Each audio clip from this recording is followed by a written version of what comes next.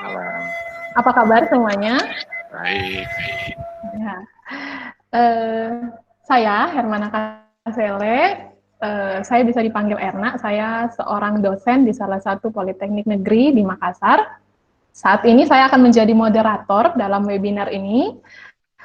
Sebelum kita mulai, kita akan check in terlebih dahulu. Tadi saya sudah lihat ada banyak sekali yang sudah perkenalan di chatting. Saya juga lihat banyak sekali ini dari Papua, dari Ambon, dari NTT, Makassar, bahkan ada dari Jawa gitu ya. Belum ada kayaknya dari Sumatera saya lihat. Kita akan mulai check in. Saya akan mengajar satu hal yang kita akan memberikan tepukan drum roll namanya. Ya, tepukan drum roll ini gunanya sebenarnya adalah kita akan memberikan energi positif ke semua teman-teman kita yang walaupun kita baru kenalan hari ini, kita akan memberikan tepukan drum roll itu untuk memberikan energi positif kita kepada teman-teman kita. Caranya adalah Anda harus menepuk sesuatu, boleh tepuk tangan atau kita tepuk paha kita. Kemudian drum roll gitu ya. Terus kita memberikan seperti Dragon Ball yang memberikan Kamehame gitu ya. Bisa dimengerti ya kira-kira? Jadi kita akan check in seperti itu. Mohon mungkin suaranya diaktifkan dulu, audio atau videonya diaktifkan sementara. Kita akan check in dengan cara tepukan drum roll. Jadi saya ulang ya. Drum roll. Oke, kita mulai sama-sama. Mari kita memberikan tepukan drum roll kita. Drum roll. Kita ulang sekali lagi. 2, 3. Drum roll. Oke, terima kasih. Kembali audio dan videonya. Ya, saudara terkasih, terima kasih untuk antusiasnya mengikuti seminar pendidik di hari ini.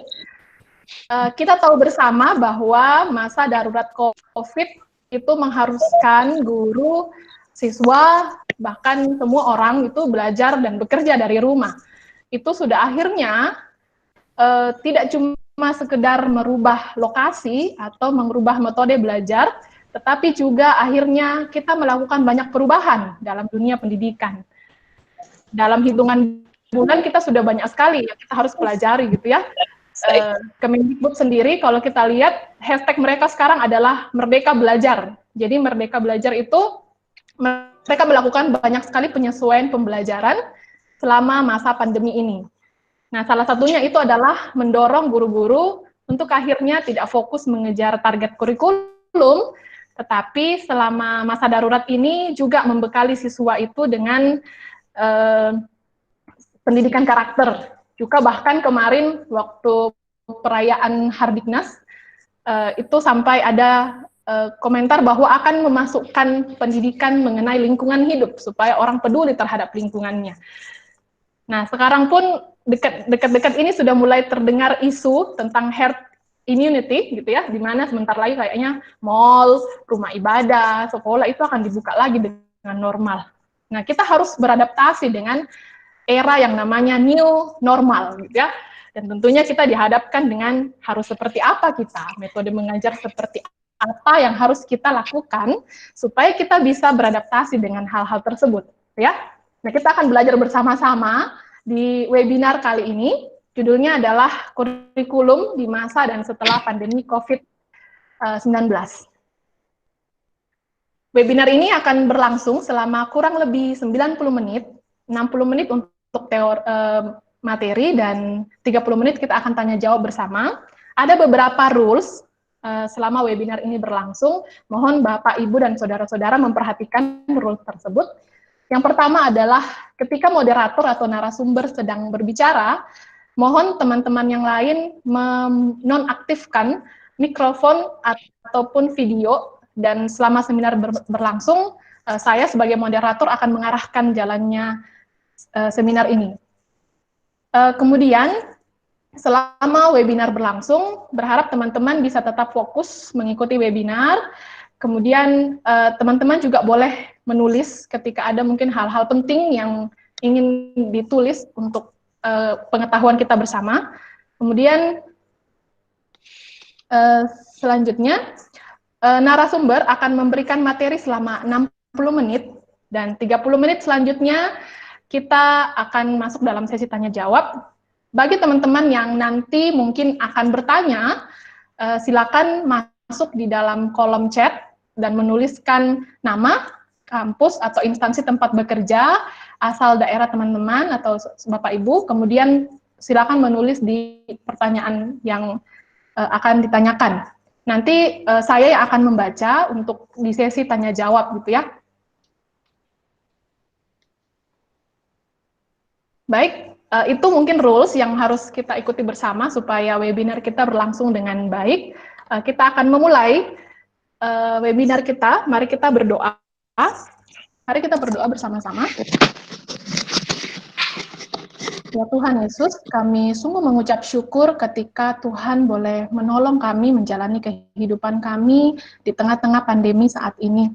Kami bersyukur Tuhan terus memberikan kami kekuatan untuk terus bertahan dan terus semangat dengan setiap kondisi yang kami alami. Juga kami bersyukur kalau malam hari ini Tuhan sudah mengumpulkan kami bersama-sama untuk mengikuti webinar sesi pendidik. Tuhan, kiranya bagian ini Bapak boleh memperlengkapi kami sebagai seorang pendidik, sebagai seorang pakar pendidikan ataupun mahasiswa untuk akhirnya menghadapi era new normal di mana kami harus beradaptasi Tuhan dengan pandemi ini. Tuhan, kami memohon pertolongan Tuhan juga secara khusus bagi Pak Dwi yang akan menjadi pemateri saat ini. Kiranya Tuhan perlengkapi, Tuhan tolong supaya boleh menjadi alat bagi Tuhan untuk memperlengkapi kami. Tolong juga kami Tuhan, peserta yang ada, kiranya kami juga boleh diberikan fokus yang baik, diberikan ketenangan selama sesi ini berlangsung. Terima kasih ya Bapak, kami serahkan sesi ini ke dalam tangan pengasihan Tuhan. Tuhan berkati jaringan, Tuhan berkati semua yang ada untuk mendukung webinar kali ini, biarlah boleh jadi hanya di dalam anugerah Tuhan semata. Amin. Baik, sebelum kita masuk dalam materi, saya akan membacakan CV dari Pak Dwi. Profil dari Pak Dwi, nama lengkapnya adalah Dwi Sunu Widyo Februanto. Beliau adalah seorang education specialist teaching learning di Universitas Ciputra. Emailnya silakan dilihat gitu ya, ada di sunu@ciputra.ac.id. Kemudian professional interest-nya adalah curriculum and learning design, entrepreneur learning, dan entrepreneurship education. Pendidikannya, Pak Dwi itu memperoleh PhD itu di University Utara Malaysia, kemudian Master of Education Program di Universitas of Western Sydney, Macarthur, Australia, kemudian SPD Program di English Department, Universitas Kristen Satya Wacana Salatiga. Untuk organisasi kemasyarakatan, beliau memfasilitasi organisasi kemasyarakatan dalam bentuk menerapkan pendidikan entrepreneurship untuk komunitas. Tugas pekerjaan, beliau bekerja di Universitas Ciputra dan Yayasan Ciputra. Yang pertama di Universitas Ciputra, yang pertama memfasilitasi dosen dalam membuat perencanaan penerapan outcome based learning best practice, kemudian menjadi tim pengembangan kurikulum Universitas Ciputra, dan bersama tim Teaching Learning Center Universitas Ciputra mengembangkan teaching best practice dan skenario professional development of teaching untuk dosen, kemudian memfasilitasi dosen dalam merencanakan dan mengimplementasi blended learning.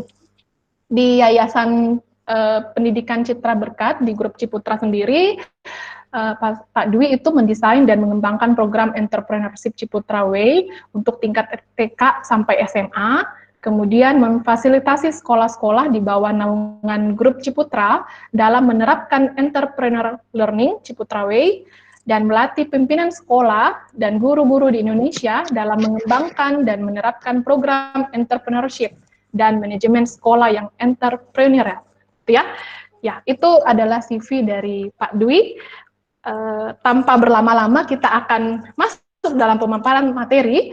Sekali lagi saya mengundang teman-teman untuk melakukan tepukan drum roll supaya kita makin semangat mengikuti sesi ini. Mari bersama-sama kita lakukan tepukan drum roll. Drum roll.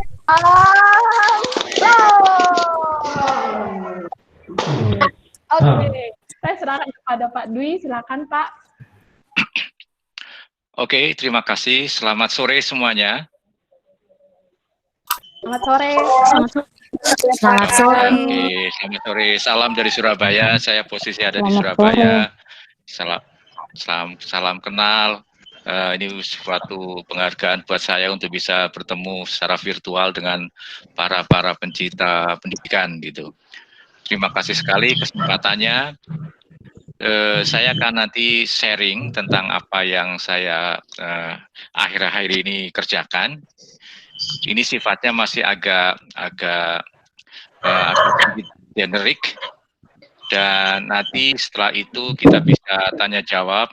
Tolong pertanyaan-pertanyaan yang lebih konkret supaya nanti saya bisa mengetahui tentang problematika atau kebutuhan-kebutuhan dari Bapak Ibu semua. Oke, suara saya bisa didengar ya? Bisa Pak. Oke, terima kasih.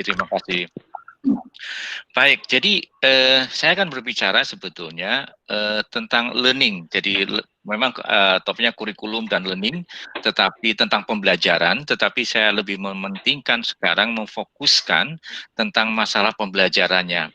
Karena untuk berbicara tentang kurikulum, untuk mengubah kurikulum itu terlalu besar. Jadi yang bisa kita lakukan saat ini dan juga ke depan adalah tentang pembelajaran ini, karena sebetulnya ini menjadi di era sekarang menjadi lebih penting. Jadi ini yang akan menjadi siswa akan lebih berminat belajar karena bukan karena kurikulumnya sebetulnya, tapi karena model belajarnya, karena proses belajarnya gitu. Oke, silakan next gitu ya. Oke, Bapak Ibu dan teman-teman semua, di akhir-akhir ini apakah saya nggak tahu kalau di daerah Indonesia Timur, apakah semakin banyak orang menawarkan iklan melalui WA? Saya itu sering sekali sekarang, jadi terima WA menawarkan sesuatu, terima WA dia menawarkan satu, sehingga banyak sekali orang di akhir-akhir ini adalah menawarkan sesuatu, gitu. Tapi ini menjadi menarik sebetulnya.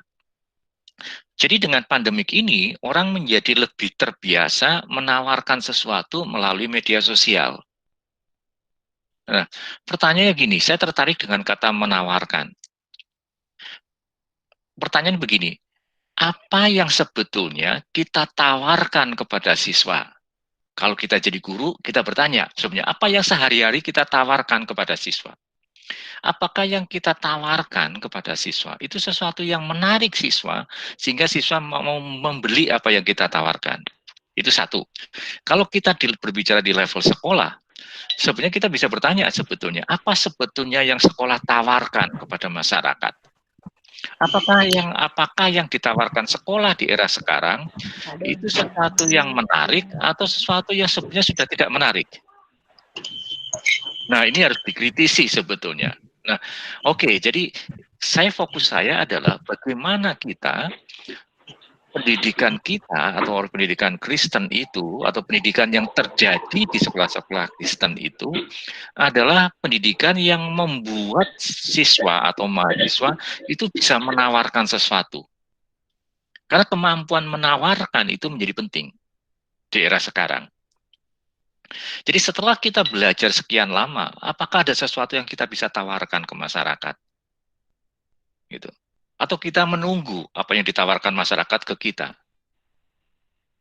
Nah, pendidikan di era sekarang atau pembelajaran di era sekarang adalah sebetulnya intinya adalah membuat siswa atau mahasiswa harus bisa menawarkan sesuatu yang berharga ke masyarakat sebagai respon terhadap dinamika yang terjadi. Oke, silakan next. Next. Oke. Nah, saya mengambil satu contoh. Ini ada suatu contoh kemudian terjadi di Salatiga atau di Jawa Tengah. Itu ada dua orang lulusan SMK, mereka nggak kuliah, tetapi dia belajar kemudian bisa menciptakan sesuatu, desain, dan desain ini bukan level ecek-ecek, levelnya sangat level dunia, dan akan bisa mengambil, ditawarkan ke kompetisi, dan dia bisa menang. Jadi dia mendesain suatu jet engine bracket. Nah, ini suatu komponen di pesawat yang sangat penting, dan mereka mendesain dan bisa menyisihkan kandidat-kandidat lain yang levelnya adalah doktor atau lulusan universitas. Sehingga dua orang ini yang notabene hanya lulusan SMK dan berada di lingkungan kota kecil di Salatiga, tetapi desain mereka bisa sampai ke level dunia.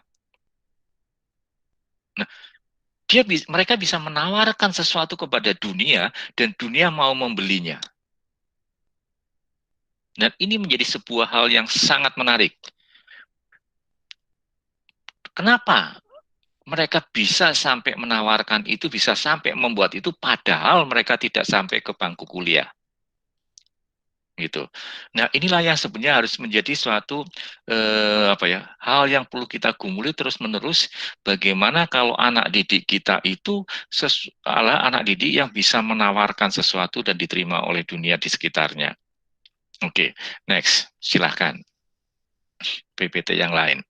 Nah, Bapak Ibu, sekarang sebetulnya di dunia ini banyak sekali sebetulnya isu-isu tentang pendidikan. Banyak sekali perkembangan-perkembangan. Jadi kalau kita lihat tadi dua hanya lulusan SMK tetapi bisa membuat seperti itu, jelas mereka belajar banyak secara mandiri. Jadi mereka belajar tanpa karena disuruh, tapi karena motivasi mereka, karena cara berpikir mereka, itu cara berpikir yang istilahnya adalah cara berpikir yang aktif dan tidak mengenal menyerah. Jadi mereka secara merdeka, secara otonom, mereka itu belajar dan menghasilkan sesuatu. Next. Oh, ada apa presentasinya ini? Kok terganggu? Silakan PPT-nya diteruskan. Oh.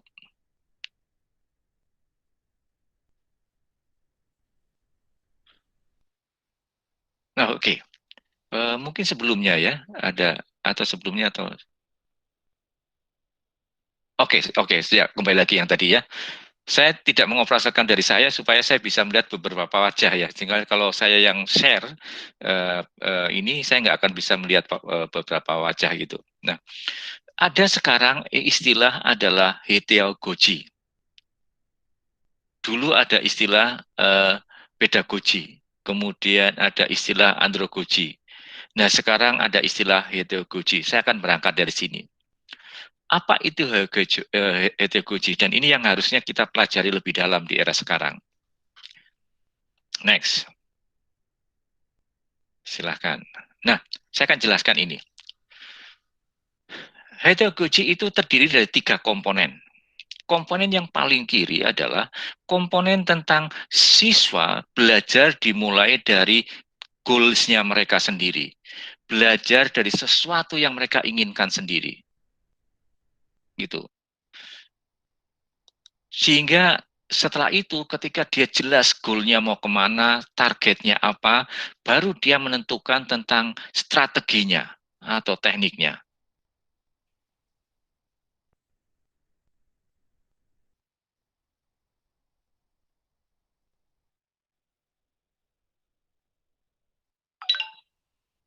Kelihatannya ada yang interupsi nih, seseorang yang mempresentasikan gitu. Sehingga heterogogy ini berangkat dari siswa yang menentukan apa yang mau dipelajari. Kemudian bergeser tentang dia menentukan tentang strategi belajarnya. Dan kemudian dia mengetahui tentang hasilnya. Dia ingin mencapai hasil apa. Jadi kayak tadi, 2 orang lulusan SMK yang membuat mendesain tentang suatu bracket engine itu, dia menentukan sendiri, saya akan mendesain ini dan saya ingin desain saya serahkan ikutkan ke lomba. Kemudian dia menentukan caranya, belajar tentang cara mendesainkan, dan dia menentukan hasilnya seperti apa. Nah, inilah sebetulnya 3 hal yang era sekarang siswa harus belajar. Nah, kalau yang dulu-dulu, siswa itu hanya belajar dari tengah, tentang melakukan segala sesuatu yang diperintahkan. Jadi, dia belajar karena diperintah, karena disuruh. Di era sekarang, sebenarnya yang akan kita tekankan adalah belajar sebetulnya bukan disuruh, tapi karena ada inisiatif dari siswa itu sendiri. Nah, ini tentunya tidak mudah, karena dalam faktanya di era sekarang, sebagian besar siswa belajar karena disuruh. Nah, inilah sebuah nanti kita bagaimana sebetulnya agar anak itu bisa belajar secara bertahap sedikit demi sedikit, dia timbul inisiatif untuk belajarnya. Oke, silakan terusnya.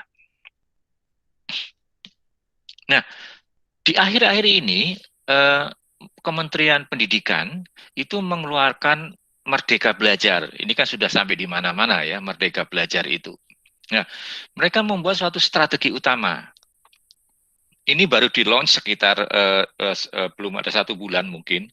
Saya kurang tahu apakah teman-teman bisa mengakses ini, saya kira bisa di-download gitu. Nah, ada 10 strategi yang akan diterapkan. Nah, terus next. Saya tertarik dengan strategi yang ke-6 saja. Jadi fokus sekarang, sore ini, adalah strategi 6, yaitu suatu strategi yang membuat tadi anak menimbulkan inisiatif belajar, menentukan target belajar, kemudian dia menyusun strategi belajar, dan sampai melakukan pembelajaran, dan dia menikmati hasil belajarnya. Nah, Mendikbud, dengan Mas Menteri yang baru ini, menekankan pada pembelajaran yang berbasis pengalaman. Ini penekanannya. Dalam bahasa Inggris dikenal dengan experiential learning. Jadi, belajar dengan mengalami. Nah, inilah sebuah pendekatan belajar yang ke depan akan sangat diperlukan dan harus dipelajari oleh setiap sekolah. Pendekatan berbasis pengalaman ini.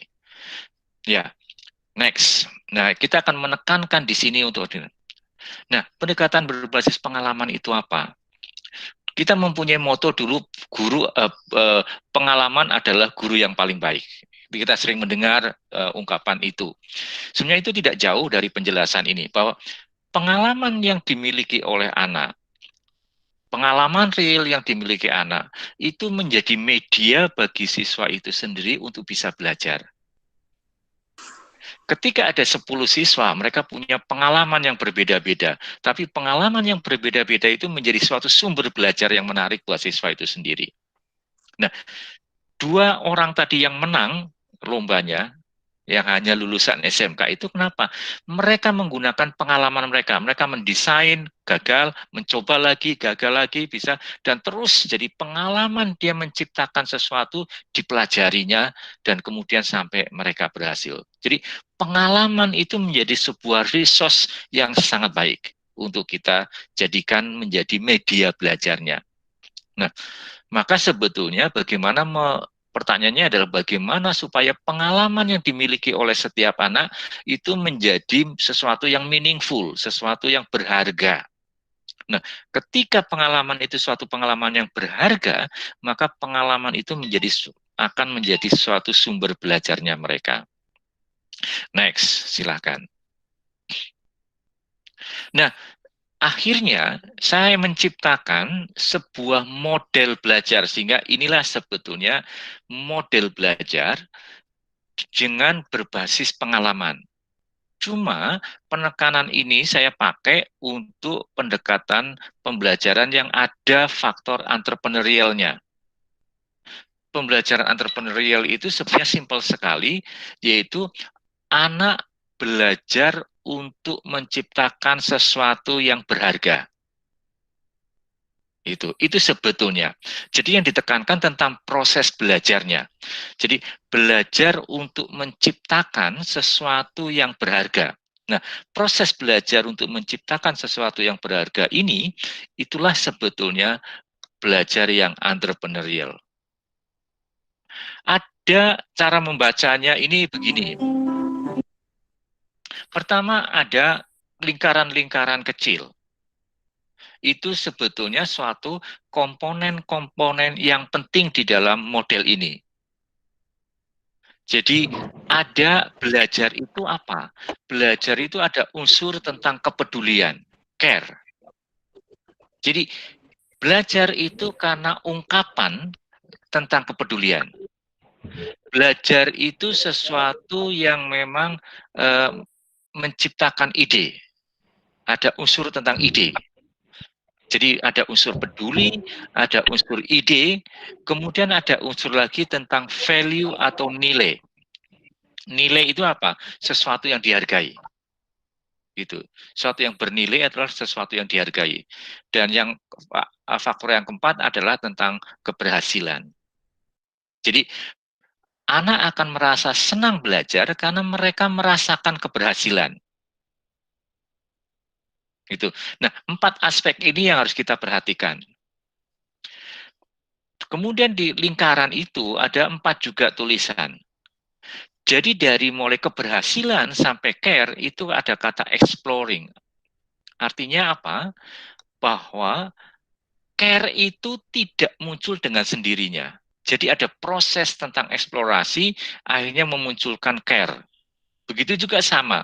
Ada proses sinkronisasi sehingga munculkan ide.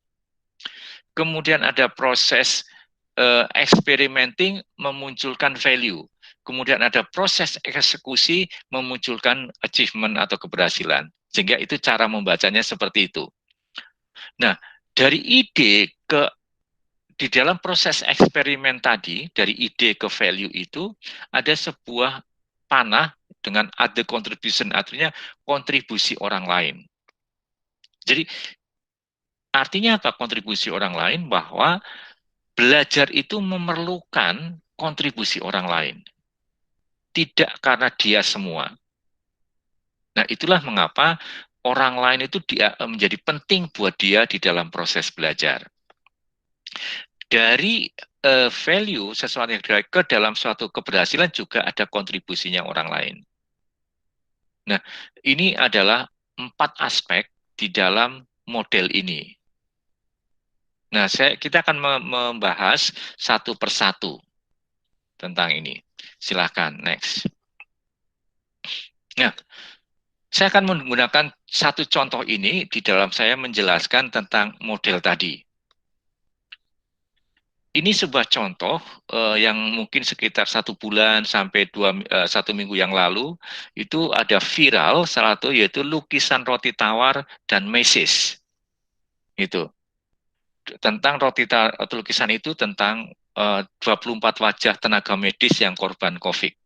Nah, idenya sederhana, orang ini melukis dengan mesis di media roti tawar.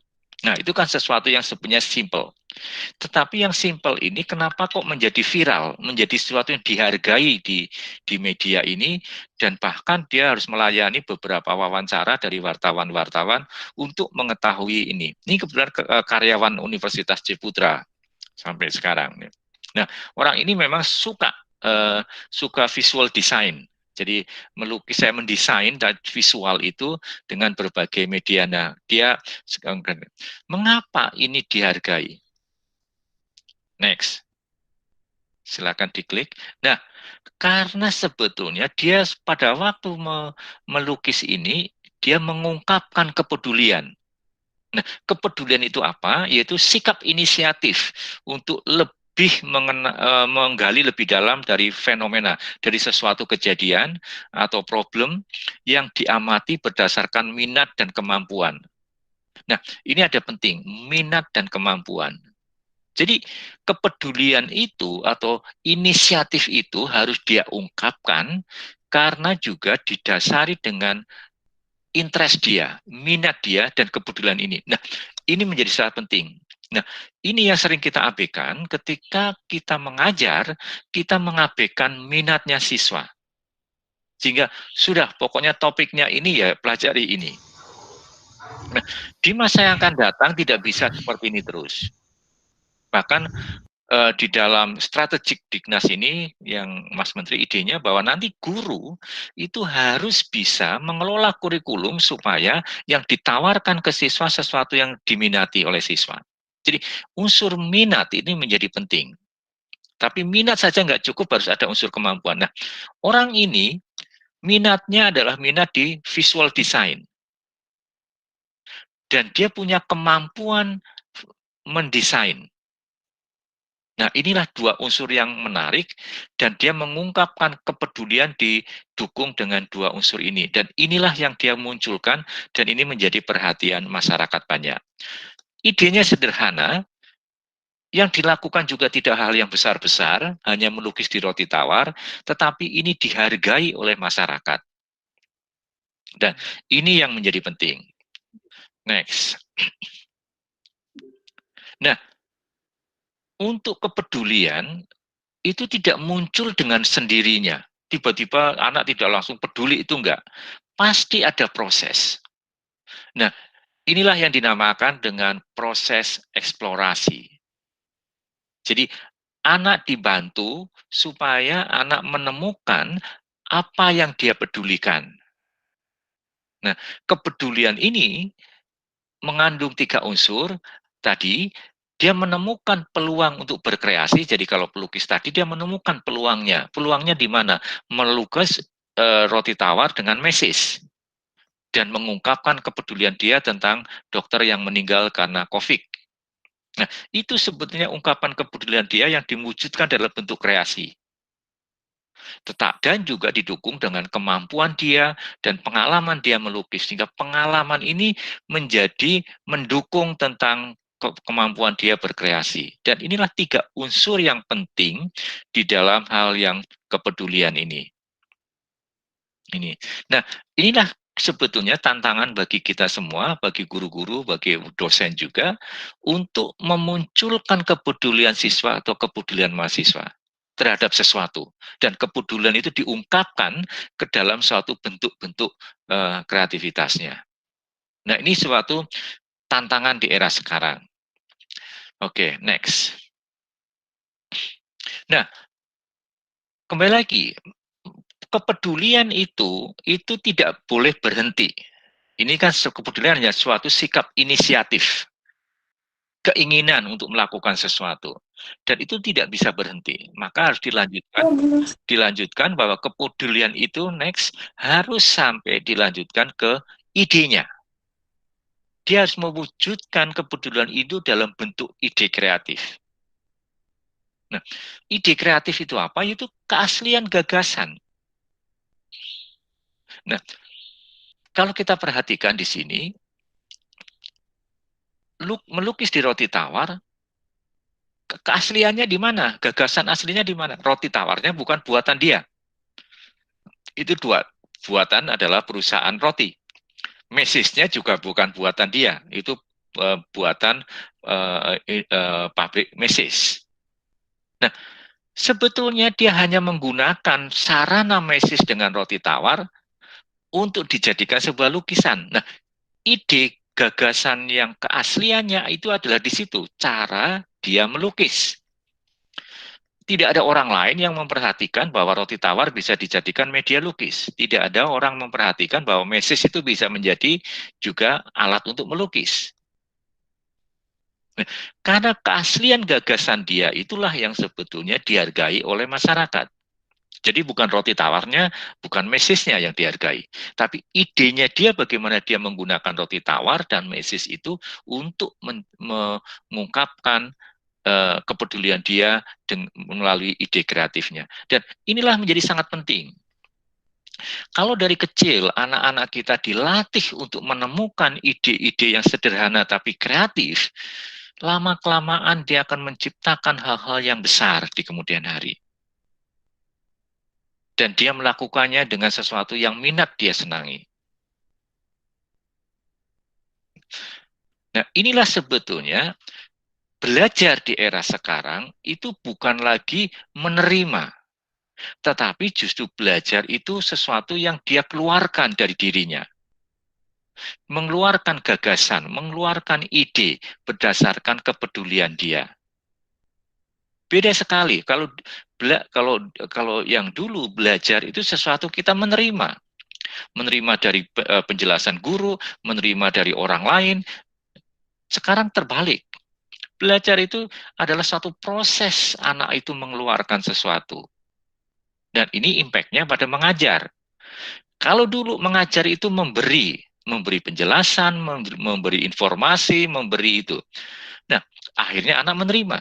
Nah, di era sekarang tidak lagi. Mengajar itu justru menggali, to take something out from the student. Nah, supaya anak menemukan gagasannya, supaya anak mengeluarkan idenya. Sehingga mengajar adalah memancing, memberikan stimulus, supaya anak bisa mengeluarkan ide dan gagasannya. Ini menjadi penting. Ini ada suatu perubahan yang cukup drastis.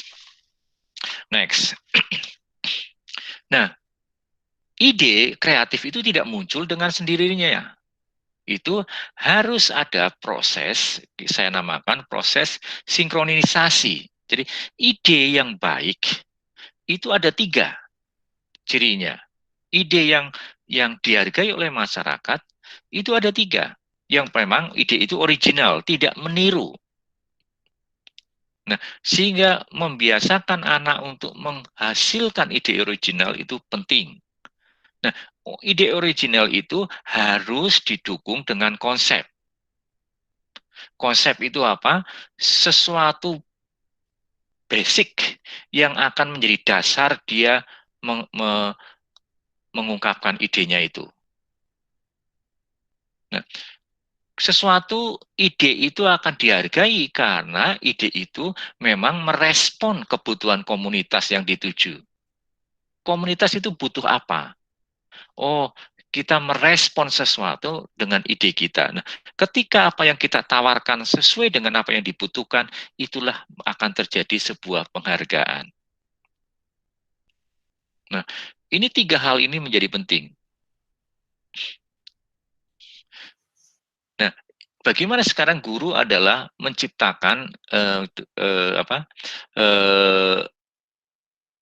anak atau melatih siswa atau mahasiswa untuk terbiasa mengungkapkan ide-ide original yang berdasarkan konsep. Ketika kita belajar mata pelajaran atau mata kuliah, pasti akan terkandung belajar tentang konsep-konsep. Hal-hal penting yang menjadi pokok untuk didiskusikan, itu pasti ada. Tetapi ketika kita sudah paham terhadap apa yang kita pelajari, so what? Apa yang kita lakukan dengan pemahaman yang kita miliki. Nah, di dalam belajar sekarang nggak cukup kalau sudah paham, sudah selesai. Maka pemahaman kita terhadap sesuatu harus kita tuangkan menjadi dasar untuk kita membuat ide kreatif. Jadi belajar tidak berhenti pada I know, saya tahu atau saya paham. Tidak. Belajar menjadi sesuatu proses untuk mengeluarkan ide kreatif. Oke, tapi ide kreatif apakah sudah cukup? Tidak. Ada harus hal-hal lain. Karena ide itu baru bentuknya ide, gagasan. Belum sesuatu yang real. Baru gagasan. Anak bisa mengeluarkan satu hari beberapa ide kreatif. Orang yang kreatif bisa menemukan beberapa ide gagasan dalam 1 jam. Tapi ketika dilanjutkan dalam bentuk eksekusi tindakan yang seperti apa, maka ide itu harus diuji cobakan. Next, silakan. Ya, itu kita namakan dengan eksperimentasi. Nah, untuk bisa membuat lukisan roti tawar dengan mesis, saya yakin tidak langsung jadi. Pasti ada proses eksperimentasi, uji coba. Ada proses experience di sini. Membangun experience. Nah, ini sebetulnya membangun pengalaman melukis dengan roti tawar dan mesis ini. Nah, sesuatu yang baru butuh pengalaman. Contoh ketika kita masak masakan yang sudah menunya sudah kita kuasai, kita nggak perlu belajar. Otomatis tidak perlu ditimbang, otomatis cemplung-cemplung jadi masakannya enak. Tetapi ketika ingin masak sesuatu yang baru, apakah kita bisa seperti itu? Tidak. Kita perlu uji coba, perlu eksperimen. Kita perlu pelajari menu-menu baru, nah baru kita bisa. Nah, itulah mengapa kita namakan next, silahkan diklik lagi. Kita namakan value. Jadi ide itu harus diuji cobakan, dieksperimentasi untuk bisa menemukan value-nya itu di mana. Value itu apa? Aspek dari produk atau layanan yang dihargai oleh masyarakat. Nah, harus hati-hati Bapak Ibu untuk level, terutama untuk level anak-anak sekolah, SD sampai SMA, ketika anak membuat produk, sebetulnya itu bukan produknya yang akan dinilai, tetapi adalah nilai dari produk itu. Aspek-aspek yang bisa dihargai oleh masyarakat itu apa. Nah, lukisan yang viral ini bukan roti tawarnya yang dihargai, bukan mesisnya yang dihargai, tapi cara dia melukisnya yang dihargai. Empati dia kepada para dokter ini yang dihargai. Nah, karena tidak ada orang yang sebelumnya melakukan hal ini, dan ini kemudian dia melakukan seperti itu, dan itulah value. Ini adalah sesuatu, aspek dari suatu produk atau layanan yang dihargai oleh masyarakat. Nah, ini yang harus dilatihkan. Sehingga ide itu harus dieksperimentasikan, diuji cobakan, supaya ide itu mempunyai nilai, mempunyai harga yang dihargai oleh masyarakat. Tentunya untuk menciptakan nilai itu karena melalui produk atau melalui layanan. Produknya tidak untuk anak-anak tidak perlu besar-besar, tetapi sesuatu yang simple, tetapi itu mempunyai suatu aspek yang akan dihargai. Oke, silahkan next. Nah, sebelumnya ini kelihatannya. Ya, sebelumnya lagi. Ya, oke. Kok yang tengah hilang ya? Oke. Bapak Ibu, jadi nilai yang ditawarkan itu sebetulnya yang tengah itu adalah originalitas. Jadi mempunyai keaslian ya, mempunyai keaslian ide. Kemudian mengapa itu bisa ada yang menarik? Karena ada integrasi beberapa komponen. Jadi kayak roti tawar dan mesis itu, bagaimana roti tawar dan mesis itu diramu menjadi sebuah lukisan. Jadi ada suatu hubungan antar elemen yang menarik. Gitu. Dan ada pemikiran alternatif. Pemikiran alternatif adalah pemikiran yang sebelumnya orang tidak mikir ke situ. Jadi yang orang sebelumnya nggak mikir bahwa roti tawar bisa menjadi kanvas lukis. Kalau saya di depan saya roti tawar dan mesis, saya akan berpikir ini untuk saya makan sarapan. Tapi anak ini, orang ini tidak. Oh, roti tawar dan mesis bukan untuk dimakan, tapi bisa diolah menjadi sebuah lukisan. Dan ini berpikir alternatif. Ini penting sekali. Nah, cara making connection dengan berpikir alternatif itulah yang akan menciptakan original, ide yang original. Nah, ini perlu anak-anak berlatih tentang ini. Dan berlatihnya tidak bisa sekali, tapi berulang-ulang. Oke, next. Silakan. Nah, komponen yang lain adalah tadi, apakah kalau kita sudah menghasilkan sesuatu, itu kita bisa namakan berhasil atau sukses. Nah, itu harus kita uji coba, kita tes lagi, kita coba lagi. Nah, silakan diklik. Itu yang kita namakan keberhasilan. Sehingga kalau kita menciptakan sesuatu dan ada nilainya, nilai itu harus kita tes. Apakah produk atau layanan kita mempunyai suatu value enggak? Jadi ada penghargaan yang diberikan oleh masyarakat. Jadi nilai itu, keberhasilan itu bukan karena kita saja, tetapi karena ada orang lain yang menghargai apa yang kita buat. Contoh yang lain yang paling jelas ini. Kalau kita beli fashion atau beli baju di mall, ketika kita itu, yang kita lihat pertama itu apanya yang membuat kita tertarik? Mungkin modelnya. Oh, dari jauh mungkin warnanya menarik. Terus kita dekati. Nah, kita dekat dengan kita mendekati baju, apa yang kita lihat? Kalau kita sudah bisa memegang baju, kemudian bisa melihat dari dekat, apa yang kita lihat? Kalau yang saya lihat adalah harganya. Wah, cari di mana harga itu dicantumkan ya. Nah, kita cari, oh harganya sekian. Wah, kalau mahal, tunggu aja lah nanti 1 bulan lagi mesti akan didiskon. Gitu.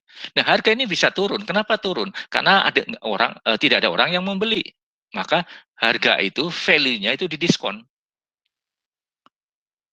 Nah, sampai nanti didiskon lagi dan diskon lagi. Value, nilai itu semakin lama semakin menurun.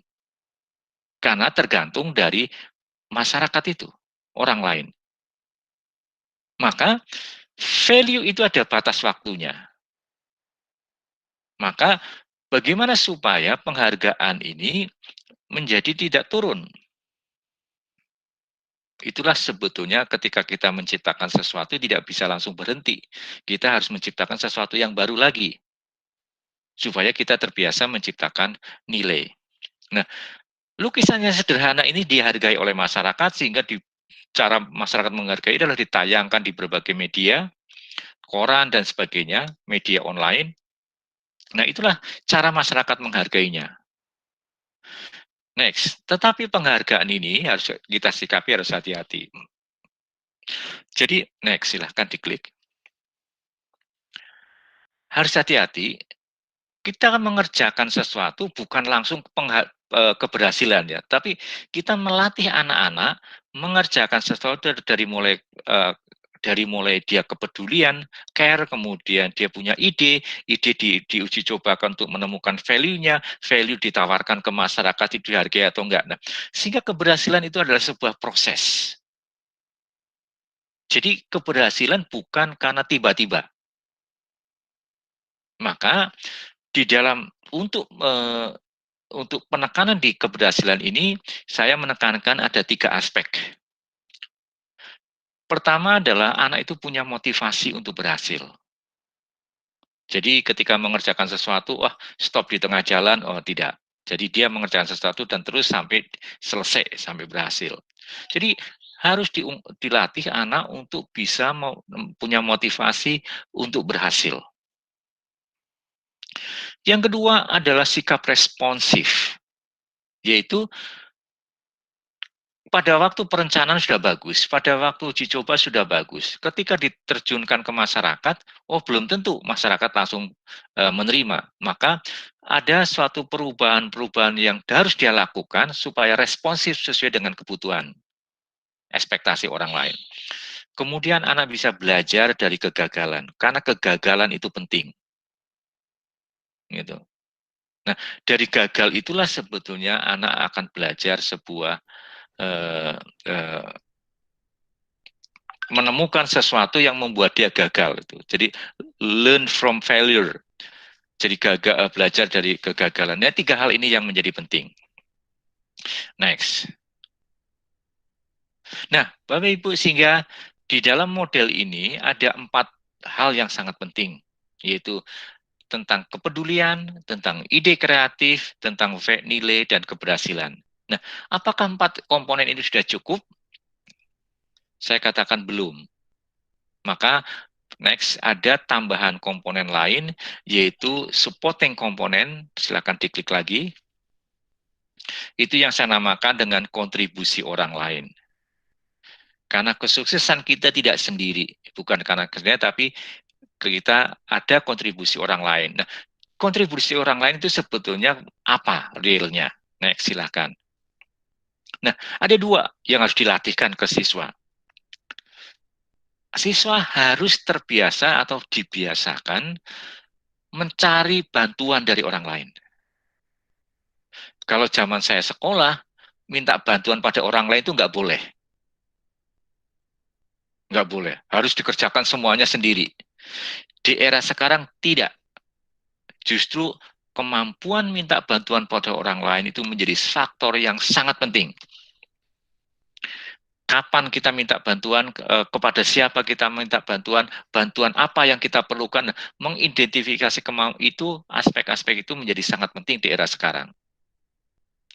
Yang kedua adalah minta feedback atau umpan balik. Perilaku minta umpan balik. Nah, ini menjadi perilaku yang sangat penting. Di kebanyakan sekolah, dua hal ini tidak dilatih. Nah, di era sekarang harus dilatih. Karena kita tidak bisa berhasil tanpa kontribusi orang lain, tanpa bantuan orang lain, tanpa masukan dari orang lain. Nah, kita punya kebiasaan perilaku dua hal ini sebagai kontribusi dari orang lain. Next. Nah, ini sebetulnya, kalau kita ringkas sebetulnya, apa yang terjadi di sekolah, bagi Bapak Ibu yang mungkin belajar tentang teori manajemen, ada namanya tentang 3 levels of product gitu ya. Nah, sebetulnya apa yang kita tawarkan kepada siswa, kalau kita mengerjakan model belajar itu, nih, sebenarnya satu, kita sedang melatih anak-anak kita untuk mampu beradaptasi dan problem solving. Nah, kemampuan beradaptasi itu penting. Bapak Ibu, COVID ini bagi saya seperti pedang bermata dua. Satu sisi, COVID ini adalah sangat membuat kita semua tidak nyaman. Yang biasanya bisa pergi-pergi, sekarang tidak bisa pergi-pergi dengan mudah. Yang seharusnya kita bisa mengajar dengan yang seperti yang lalu-lalu, kita nggak bisa. Jadi COVID itu membuat kita tidak nyaman dan kita menjadi sangat khawatir dengan kesehatan dan sebagainya. Tapi di sisi lain sebetulnya COVID ini memaksa semua, baik siswa maupun guru, untuk mencoba sesuatu, solve problem tentang itu, problem di dalam pendidikan. Nah, kita semua sedang belajar untuk solving problem sebetulnya. Kalau kita tidak bisa tatap muka, kita harus menggunakan apa? Kalau siswa kita nggak bisa connect dengan internet, kita harus menggunakan apa? Nah, kita sekarang sedang dipaksa untuk menjadi problem solver. Nah, kita sedang dipaksa untuk belajar sesuatu yang baru. Dan tanpa kita bisa protes lagi, kita nggak bisa protes ke siapa. Tapi mau tidak mau kita harus jalankan sistem online ini. Kita sesuatu belajar tentang jarak jauh ini. Ini adalah sebenarnya melatih kita tentang problem solving. Nah, seandainya kemampuan problem solving dan kemampuan beradaptasi dengan sesuatu yang baru itu menjadi dilatihkan sejak dini, itu saya kira anak akan menjadi tangguh untuk itu. Nah, sehingga sekolah itu harus sangat memperhatikan tentang kurikulum dan terutama ya saya lebih menekankan pada model pembelajarannya.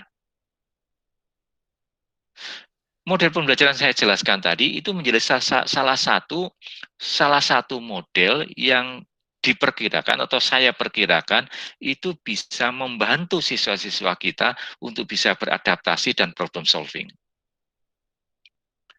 Bahwa ada fasilitas sekolah, iya.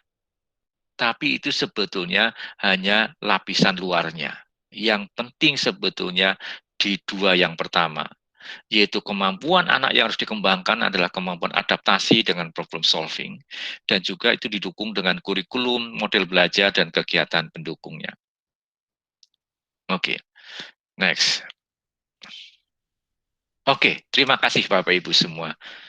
Mungkin kurang dari 60 menit, tapi menurut saya lebih baik kita diskusi lebih panjang lebar gitu ya. Saya usul ketika diskusi mungkin PPT-nya nggak usah ditayangkan sehingga kita bisa melihat wajah yang lebih banyak gitu. Nggak usah tanpa PPT. Ya, terima kasih. Saya kembalikan ke moderator. Ya, terima kasih Pak Ya. Dwi buat pemaparannya yang luar biasa gitu ya. Kita akan masuk dalam sesi tanya jawab. Saya tadi sudah menuliskan satu yang pertanyaan dari Ratna Hakapa, pengajar SMK Negeri 1 Sorong, Papua Barat. Pertanyaannya adalah, bagaimana saya menumbuhkan sikap kepedulian dalam mengikuti belajar mengajar online di tengah pandemi ini? Dia itu sebagai pengajar, jadi bagaimana caranya supaya dia bisa peduli terhadap anak didiknya? Itu pertanyaan pertama, Pak. Oke. Silakan, Pak. Oke, terima kasih. Yang peduli itu gurunya ya, bukan siswanya ya. Ya. Oke. Ya, dia sebagai guru. Ya, baik Bapak Ibu. Kepedulian saya katakan tadi tidak tiba-tiba muncul. Pasti ada sebuah stimulus-stimulus yang muncul di sekitarnya. Stimulus gitu.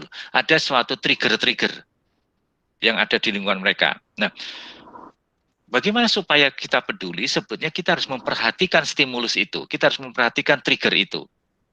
Kita tidak bisa cuek atau masa bodoh dengan apa yang kita lihat, apa yang masa bodoh ada di sekitar kita. Nah, kita harus memilih sesuatu yang ada di sekitar kita dan kita akan perhatikan lebih. Nah, sesuatu yang kita perhatikan lebih pasti ada alasannya. Apa? Nah, itu kalau kita sering memperhatikan sesuatu yang lebih, itu muncul tentang sikap peduli, dan peduli itu dilanjutkan dengan kita mau berbuat apa terhadap apa yang saya amati. Kita mau melakukan apa terhadap apa yang saya perhatikan. Itu sebenarnya tidak jauh dengan kalau orang jatuh cinta ya. Mengapa orang bisa jatuh cinta? Karena orang itu memperhatikan. Karena semakin diperhatikan, semakin ada kecocokan dan sebagainya, semakin dia peduli pada yang dia cintai. Ya, sehingga memperhatikan itu menjadi penting. Saya melihat begini, ada suatu contoh. Ada dua pebisnis, mereka jualan sepatu, sama-sama jualan sepatu. Mereka datang ingin berjualan sepatu mencari market yang baru, mereka pergi ke suatu daerah. Ini daerah ini agak terpencil, mereka mencoba merintis suatu market baru. Ketika pedagang sepatu ini datang ke daerah terpencil ini, yang satu ini datang, langsung dia mengatakan, waduh percuma saya nggak mau jualan sepatu di sini. Loh kenapa? Karena orang-orang di sini nggak pakai sepatu. Ya mesti mereka nggak butuh sepatu, kenapa saya jualan di sini? Akhirnya penjual sepatu ini pergi, nggak jadi jualan di situ. Datanglah pebisnis yang kedua, mau jualan sepatu juga, dia perhatikan di situ masyarakat itu langsung mengatakan, wah ini market yang sangat besar, ini opportunity yang sangat besar. Loh kenapa? Toh yang tadi sudah pulang, nggak jadi. Dia mengatakan, iya, karena di sini nggak ada orang yang pakai sepatu, berarti mereka semua akan butuh sepatu. Nah, jadi kejadian yang sama bisa dilihat dari dua sudut pandang yang beda. Maka, gimana kita menaruh perhatian kita, disitulah sebetulnya sikap peduli kita yang aslinya akan muncul gitu. Nah, itu sehingga sama dengan anak-anak. Mungkin dia tidak terbiasa untuk mengutarakan kepedulian. Tugas guru adalah merangsang, memberikan trigger-trigger, stimulus, apakah dengan gambar, ataukah dengan YouTube kecil, YouTube, dan sebagainya, untuk men-trigger dan diberi pertanyaan, sehingga anak memperhatikan aspek itu. Nah, inilah yang menurut saya menjadi penting untuk kita perhatikan. Sehingga saya kira lebih simpel kalau kita mulai memperhatikan apa yang ada di lingkungan kita dan kita memberikan perhatian pada hal tertentu. Oke, saya kira jawabannya itu. Ya, terima kasih Pak. Ya. Kemudian pertanyaan kedua dari Yunita Kemur, asal dari IAKN Manado. Tadi pertanyaannya begini. Tadi kan Bapak bilang bahwa belajar itu bukan disuruh, tapi inisiatif sendiri. Nah, bagaimana caranya guru bisa menciptakan atau meningkatkan inisiatif belajar siswa di tengah pandemi COVID? Jika ada siswa yang inisiatif belajarnya rendah, apa yang bisa dilakukan guru? Ada tips atau mungkin alternatif lain yang bisa dilakukan? Oke, ya, terima kasih. Oke, belajar berbasis pengalaman itu berangkat dari apa yang pengalamannya siswa. Nah, sebetulnya ketika pengalaman menjadi dasar dia anak belajar, bahwa kita mengatakan setiap anak punya pengalaman. Maka sebetulnya anak disuruh bercerita, mungkin gini, contohnya, anak disuruh bercerita tentang pengalamannya sendiri. Coba ceritakan hal apa yang kamu temukan itu, hal apa yang kamu kerjakan kemarin. Coba bagikan ke temannya. Jadi dari pengalaman sehari-hari inilah sebetulnya dibangun sebuah proses belajar. Sehingga dia mengenali sesuatu yang gitu. Anak disuruh mengamati lingkungannya. Oke, coba kira-kira papa dan mama itu setiap hari ngerjain apa saja ketika di COVID ini, ketika di rumah. Terus bagaimana perasaanmu kalau kamu lama bersama mama dan papa di rumah? Nah, pasti perasaannya anak akan beda-beda. Pengalamannya anak beda-beda. Nah, pengalaman inilah yang dibagikan kepada teman-temannya. Nah, akhirnya dari pengalaman yang berbeda-beda, guru bisa mengambil kesimpulan, oke, jadi ketika kita berada di rumah, perasaan kebagian besar anak itu apa? Nah, itu artinya bahwa guru menggunakan pengalaman siswa sebagai media belajar. Nah, itu sebetulnya semakin kita bisa menghubungkan pengalaman siswa dengan proses belajar, maka akan semakin baik. Gitu. Terima kasih. Ya, makasih Pak. Wah, banyak juga pertanyaan nih Pak. Ya. Pertanyaan ketiga nih. Pertanyaan ketiga dari Vera Puspa dari SMP 2 Petasia Barat, Sulawesi Tengah. Pertanyaannya, bagaimana pendapat Bapak tentang pendidikan yang berkeadilan bagi siswa di tengah pandemi? Bagaimana pendapatnya gitu ya? Wah, ini pertanyaannya sangat besar. Pendidikan yang berkeadilan. Oke. Sosial. Sila kelima nih Pak. Iya, sila kelima ya. Mungkin apa guru PPKN ya, gitu.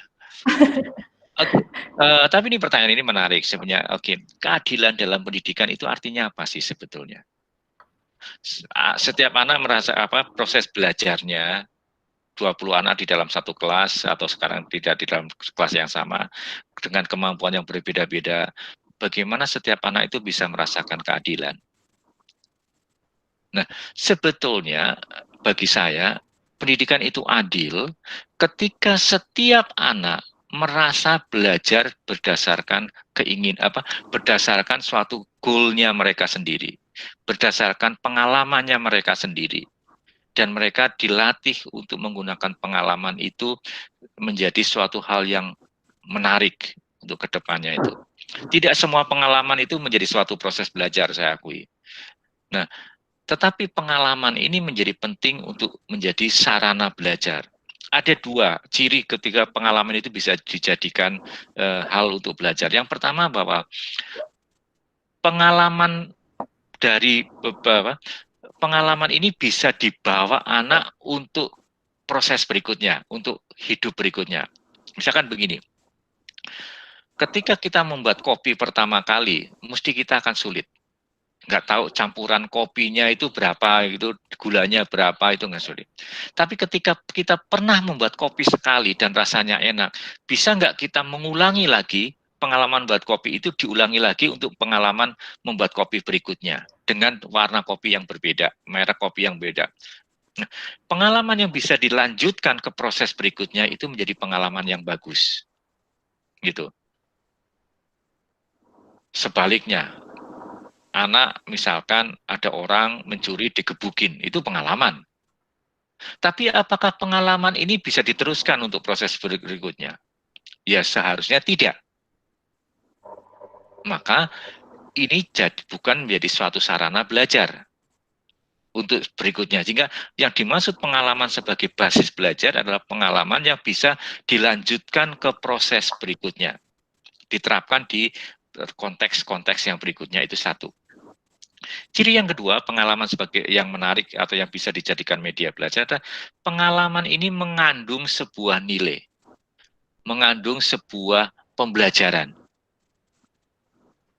Oh, ternyata membuat kopi itu harusnya begini-begini. Nah, inilah yang harus ada pembelajarannya.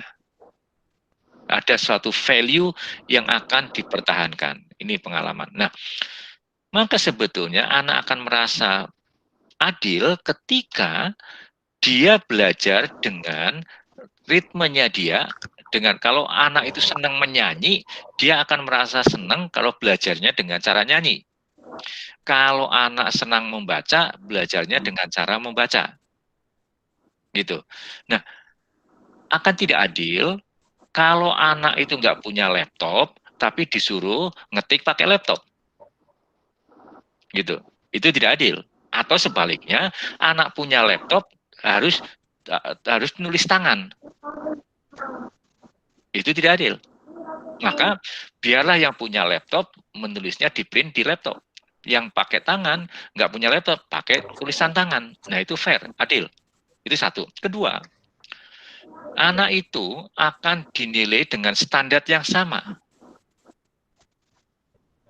Jadi ada kriteria-kriteria penilaian yang untuk menilai apa yang dikerjakan anak. Standarnya sama. Itu adalah adil. Itu. Terus tadi ada yang tanya, loh, tulisan tangan dengan tulisan print-printan pakai print-printan kan nggak sama. Bagaimana bisa standar? Bisa. Karena yang dinilai adalah sama-sama menulis, yang dinilai adalah gagasan idenya. Bukan karena tangannya, bukan karena print-printannya. Tapi karena apakah tulisan mereka punya gagasan ide yang original enggak? Nah, itu sama standarnya, tapi aktualisasinya bisa beda-beda. Gitu. Nah, itu adalah adil di dalam dunia pendidikan. Saya kira itu. Ya, sebelum saya lanjut, ini panitia sisa 10 menit. Pertanyaannya masih banyak, apa masih bisa ditambah waktunya? Oh, nggak apa-apa sih. Iya, saya tanya panitia dulu, Pak. Kalau saya sampai jam 7 nggak apa-apa ya, nggak apa-apa ya, ditambah ya waktunya. Oke, nggak ada jawabannya panitia, saya lanjut aja deh kalau gitu. Boleh. Silakan. Oke. Saya lanjut pertanyaan dari Kak Mercy dari UKI Toraja. Beliau minta saran praktis. Sambil kegiatan atau aktivitas seperti apa yang kita bisa berikan kepada mahasiswa untuk melatih mereka menggali kepedulian yang bisa memunculkan ide kreatif. Bisakah itu dilakukan secara online? Terus bagaimana caranya? Ya. Oke. Level ini dosen ya, karena levelnya mahasiswa. Iya, dosen benar. Oh, apalagi kalau mahasiswa pasti sangat bisa. Gitu. Anak saya seorang mahasiswa arsitektur interior. Dia kuliah di Universitas Ciputra, dan dia ketika merancang desain itu di rumah. Karena tidak boleh ke kampus kan. Nah, jadi kerja kreatifnya dia tetap di rumah, dan konsultasi bisa pakai kayak ini Google Meet atau Zoom atau apa gitu untuk ke sana. Sehingga sebetulnya ide kreatif itu bukan karena selalu tatap muka langsung. Nah, yang harus sangat diperhatikan adalah penugasannya. Gitu. Kalau mahasiswa dikasih tugas itu adalah menjawab pertanyaan-pertanyaan, dan pertanyaan itu hanya ada di buku, sudah ada di buku, maka sehebat apapun pertanyaannya itu nggak akan memunculkan ide kreatif. Karena jawabannya hanya mencocokkan dengan apa yang ada di buku. Itu. Tetapi kalau penugasannya misalkan begini, coba buatlah sebuah survei untuk menentukan setelah COVID ini selesai, kira-kira anak-anak atau orang itu mau ngapain? Itu adalah suatu penugasan yang membuat mahasiswa eksplor. Gitu. Anak saya kemarin dia dikasih tugas sama dosennya, suruh membuat survei tentang learning behavior seorang mahasiswa desain di dalam masa COVID ini. Menurut persepsi mahasiswa itu lebih suka di kampus atau lebih suka di rumah di dalam proses mendesainnya. Nah, anak saya dia menyebarkan survei ke teman-temannya itu tetap dari kamarnya dia. Nah, era sekarang sangat memungkinkan buat mahasiswa untuk melakukan hal itu. Tapi kuncinya adalah sebetulnya di dalam instruksi tugasnya. Gitu. Maka keberhasilan seorang dosen di era sekarang adalah mendesain instruksi tugas. Gitu. Jadi kemampuan, keterampilan untuk mendesain instruksi tugas itu menjadi sangat pengaruh sekali terhadap perilaku mahasiswa. Gitu. Dan yang kedua, proses menyelesaikan tugas itu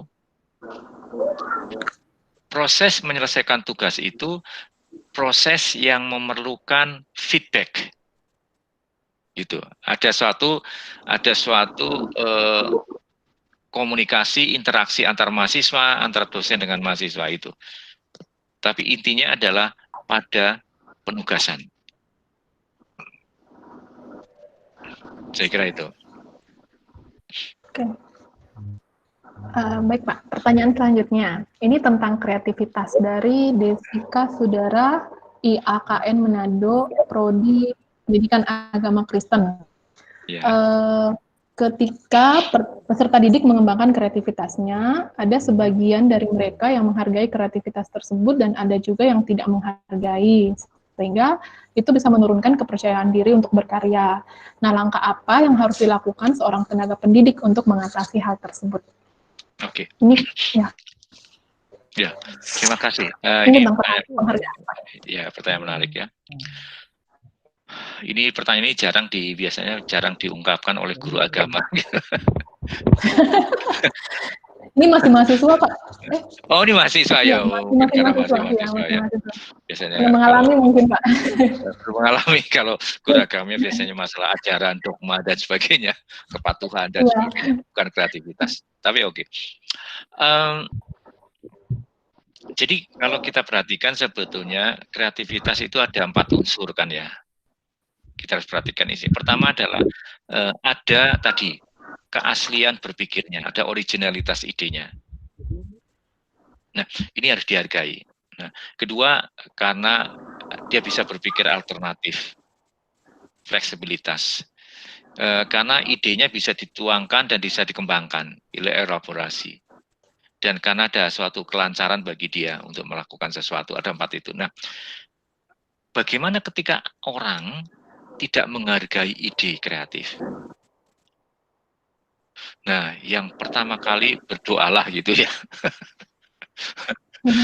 Saya ingat ketika Tuhan Yesus disalibkan, dia berdoa, Tuhan ampunilah, Bapak ampunilah mereka, karena mereka tidak tahu apa yang mereka lakukan gitu ya. Nah, saya tidak itu menurut saya ini sangat penting karena sangat menyedihkan ketika ada seseorang tidak menghargai ide kreatif. Karena di era sekarang justru ide kreatif itu sangat dihargai. Ketika kadang-kadang kita hanya modal ide kreatif, kita bisa mendapatkan investasi. Itu. Maka, caranya bagaimana? Sebetulnya seringlah guru mengekspos ide kreatif. Gitu. Kalau pada siswa nggak menghargai, gurunya harus menghargai. Misalkan dengan cara gurunya adalah menjelaskan, karya-karya ini punya ide kreatif karena ini. Misalkan lagi, ide-ide kreatif itu dikumpulkan, itu kemudian dibukukan, kemudian difotokopi atau dibuat menjadi sebuah buku. Dan itu menjadi kenangan buat tamu sekolah misalkan. Sehingga yang harus menghargai ide kreatif itu yang pertama kali adalah guru. Gitu. Kemudian yang kedua, nanti ke orang tua. Nah, ini yang kadang-kadang PR-nya. Kadang-kadang orang tua tidak tahu mana yang kreatif, mana yang tidak gitu ya. Orang tua sekarang kan lebih suka yang nilainya 10, nggak kreatif kadang-kadang, tapi yang kreatif nilainya jelek, nah yang nggak dihargai. Nah, tapi itulah guru mengajak orang tua untuk sama-sama menghargai ide kreatif anak. Maka ketika anak merasa dihargai, maka dia akan terbiasa untuk menjadi trigger buat anak itu untuk menghasilkan ide kreatif lagi.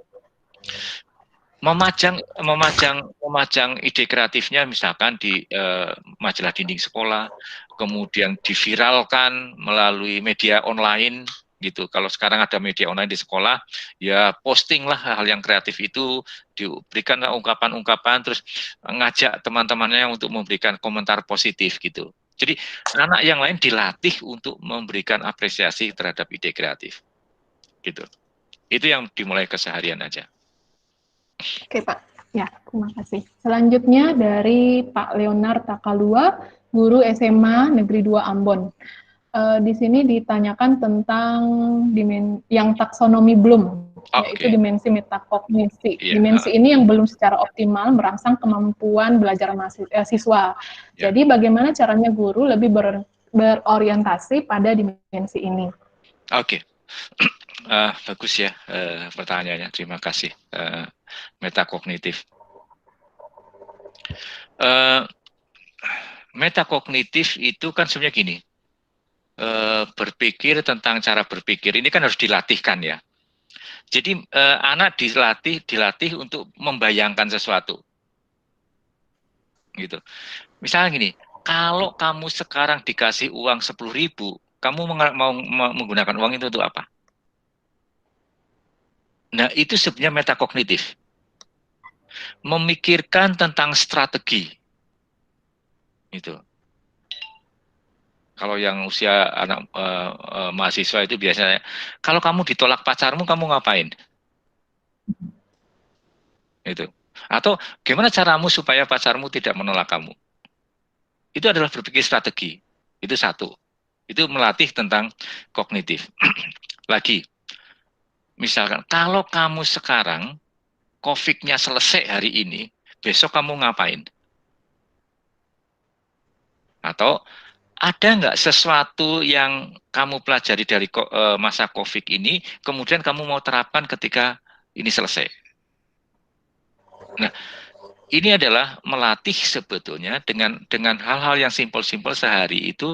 Jadi anak melatih untuk berpikir. Misalkan, kalau kamu disuruh memperbaiki satu hal, kamu apa yang harus kamu perbaiki sekarang? Gitu. Nah, ini yang sebetulnya kalau kamu diberi kesempatan bertanya kepada orang tuamu atau minta satu pada orang tuamu, apa yang kamu akan minta? Nah, itu adalah melatih. Nah, betul sekali bahwa cara berpikir metakognitif ini harus dilatihkan berulang-ulang dan terus-menerus dengan pertanyaan-pertanyaan yang real atau yang simple gitu. Nanti lama-lama anak akan terbiasa untuk berpikir metakognitif. Gitu. Misalkan lagi, kenapa ya sudah masa PSBB kalau di Surabaya PSBB, orang masih berkeliaran seperti nggak ada PSBB gitu. Nah, itu kan sesuatu, ada something yang harus digali gitu. Jadi itu memang harus dilatih untuk ke sana. Dan ini kembali lagi, kalau ini belum biasa, yang membiasakan apa? Harus guru. Harus guru. Gitu. Kemudian ada pertanyaan dari Ardi, tapi sepertinya ini sudah dijawab tadi tentang bagaimana mengembangkan atau merangsang anak-anak untuk mengeluarkan ide. Ya, saya lanjut saja ke pertanyaan dari Rian. Rian ini guru di SD Kristen Anugerah DKI Yahukimo, Papua. Kondisinya mereka di sana itu mereka sulit untuk melakukan pembelajaran daring, sehingga kadang menggunakan radio untuk media pembelajaran. Terus di tempatnya mereka itu sangat sulit untuk tidak efektif menggunakan radio, sekalipun karena sudah ada orang tua murid yang tidak punya smartphone sama sekali. Jadi pertanyaannya itu kira-kira bagaimana caranya supaya mereka masih tetap bisa mengajar di tengah-tengah kondisi yang seperti ini, sulit untuk ketemu langsung. Wah, iya ya, ini saya bayangkan juga akan sangat sulit sekali gitu. Untuk situasi yang memang infrastrukturnya belum lengkap. Tapi begini aja, ini jawabannya agak umum. Bapak Ibu, masa-masa di sekarang ini sebetulnya masa-masa membentuk perilaku belajar. Itu bukan masa-masa yang menyelesaikan materi. Itu. Nah, belajar online itu kalau memang struktur online-nya belum strong, kita mungkin penekanan pada penugasan saja. Apakah penugasan itu mau di-online-kan atau tidak di-online-kan tergantung konteks itu. Tetapi saya lebih menekankan begini, ini kesempatan kita membentuk perilaku baru di dalam belajar. Nah, perlu diketahui bahwa pembelajaran daring ini itu memerlukan kultur daring. Nah, pembelajaran offline tatap muka memang dibangun dengan kultur pembelajaran tatap muka. Nah, yang sekarang masih terjadi adalah dicampur. Jadi, kultur tatap muka dipindah ke kultur daring. Nah, padahal kultur daring itu sangat membutuhkan perilaku belajar mandiri. Nah, ini yang sebetulnya harus dibentuk perilaku belajar mandiri. Nah, ketika yang ada di remote itu, maka buatlah suatu penugasan-penugasan, mungkin satu penugasan untuk dikerjakan beberapa hari. Gitu. Maka ini sebenarnya kurikulum normalnya nggak berlaku sebetulnya. Akan sangat sulit kalau kita berpaku pada kurikulum normal. Kalau dalam kondisi itu.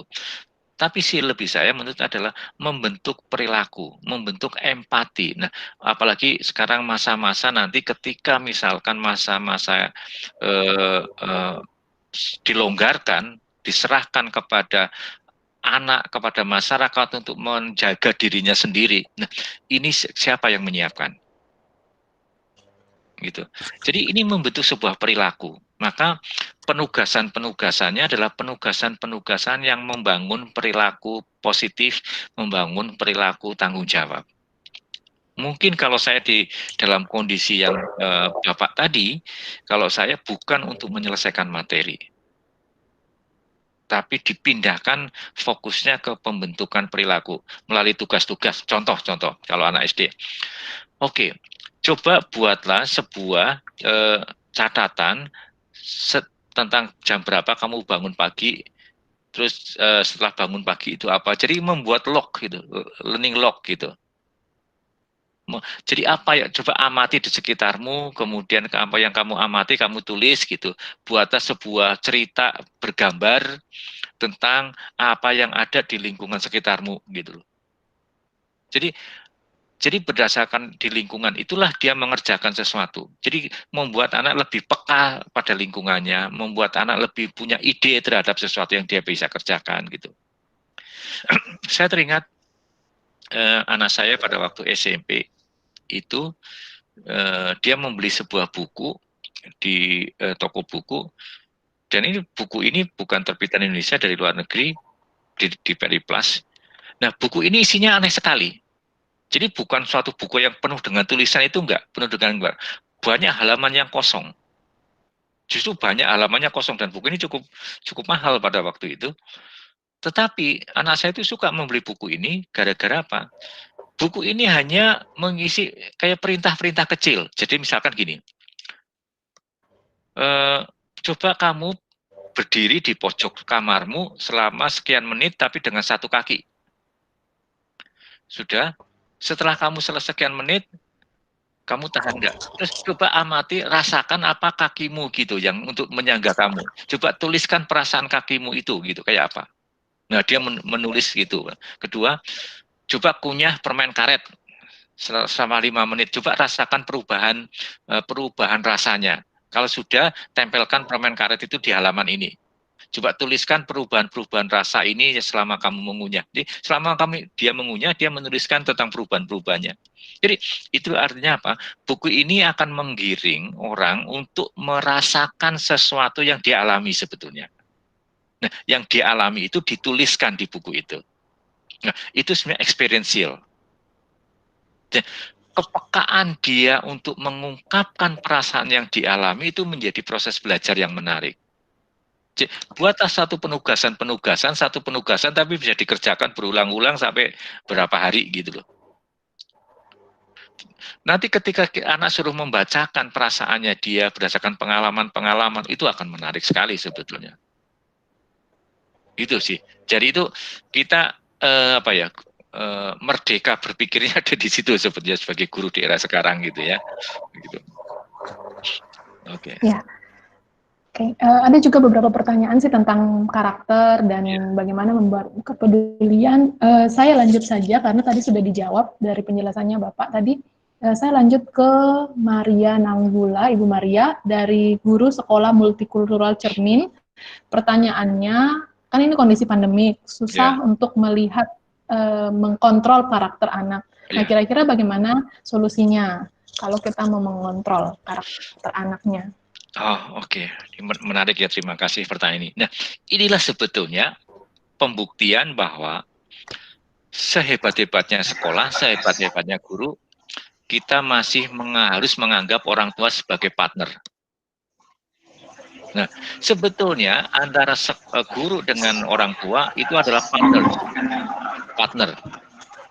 Nah, maka untuk itu yang mengontrol jangan guru, karena guru nggak bisa mengontrol karena dengan anak di rumah. Maka yang mengontrol titipkan pada orang tua. Gitu. Nah, inilah yang sebetulnya orang tua sebagai partner guru di dalam membelajarkan siswa. Jadi misalkan gini, anak TK, ini yang paling simpel, anak TK atau anak SD lah, kata anak SD. Ngontrol jam-jam anak mengerjakan tugas. Kan guru nggak bisa ngontrol dong. Realnya, biarlah orang tua yang tinggal checklist gitu, orang tua tanda tangan gitu. Nah, inilah kesempatan sebetulnya buat guru-guru atau buat sekolah untuk mengeratkan hubungan antara orang tua dan guru. Karena nggak bisa dipisahkan antara orang tua dan guru di dalam mengembangkan tanggung jawab belajar anak gitu. Oke. Selanjutnya dari Yoel Permaha dari Stikip YPUP Makassar. Pertanyaannya, hal krusial apa yang harus segera dievaluasi dan dibenahi supaya pendidikan anak-anak itu tidak turut menjadi korban pandemi COVID-19? Itu pertanyaannya, Pak. Iya, oke. Hal krusial apa? Nah, oke. Saya akan berangkat dari model belajar ya. Jadi hal krusial apa yang harus dievaluasi adalah sebenarnya gini. Satu, apakah yang dipelajari mahasiswa di era yang di kampus itu sesuatu yang meaningful untuk masa depannya mereka enggak? Itu satu. Itu yang dievaluasi adalah bahan kajian. Yang kedua adalah apakah perilaku mahasiswa di dalam proses belajar. Tugas-tugas yang dikerjakan mahasiswa itu membentuk sebuah kemampuan yang dibutuhkan enggak? Di era sekarang di universitas kan menggunakan istilahnya outcome based.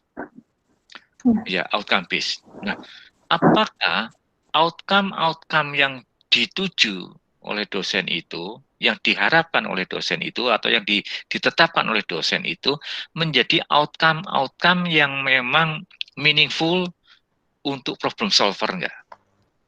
Jangan-jangan outcome-nya itu hanya ada di level-level yang memang membentuk kemampuan menjelaskan, belum sampai kemampuan meng-create sesuatu. Nah, itu harus dievaluasi. Sebetulnya kalau mau secara konkret yang dievaluasi itu adalah pertama adalah outcome-nya. Yang kedua adalah penugasan-penugasan yang diberikan ke mahasiswa itu membentuk sebuah kemampuan yang bisa berkelanjutan enggak? Gitu.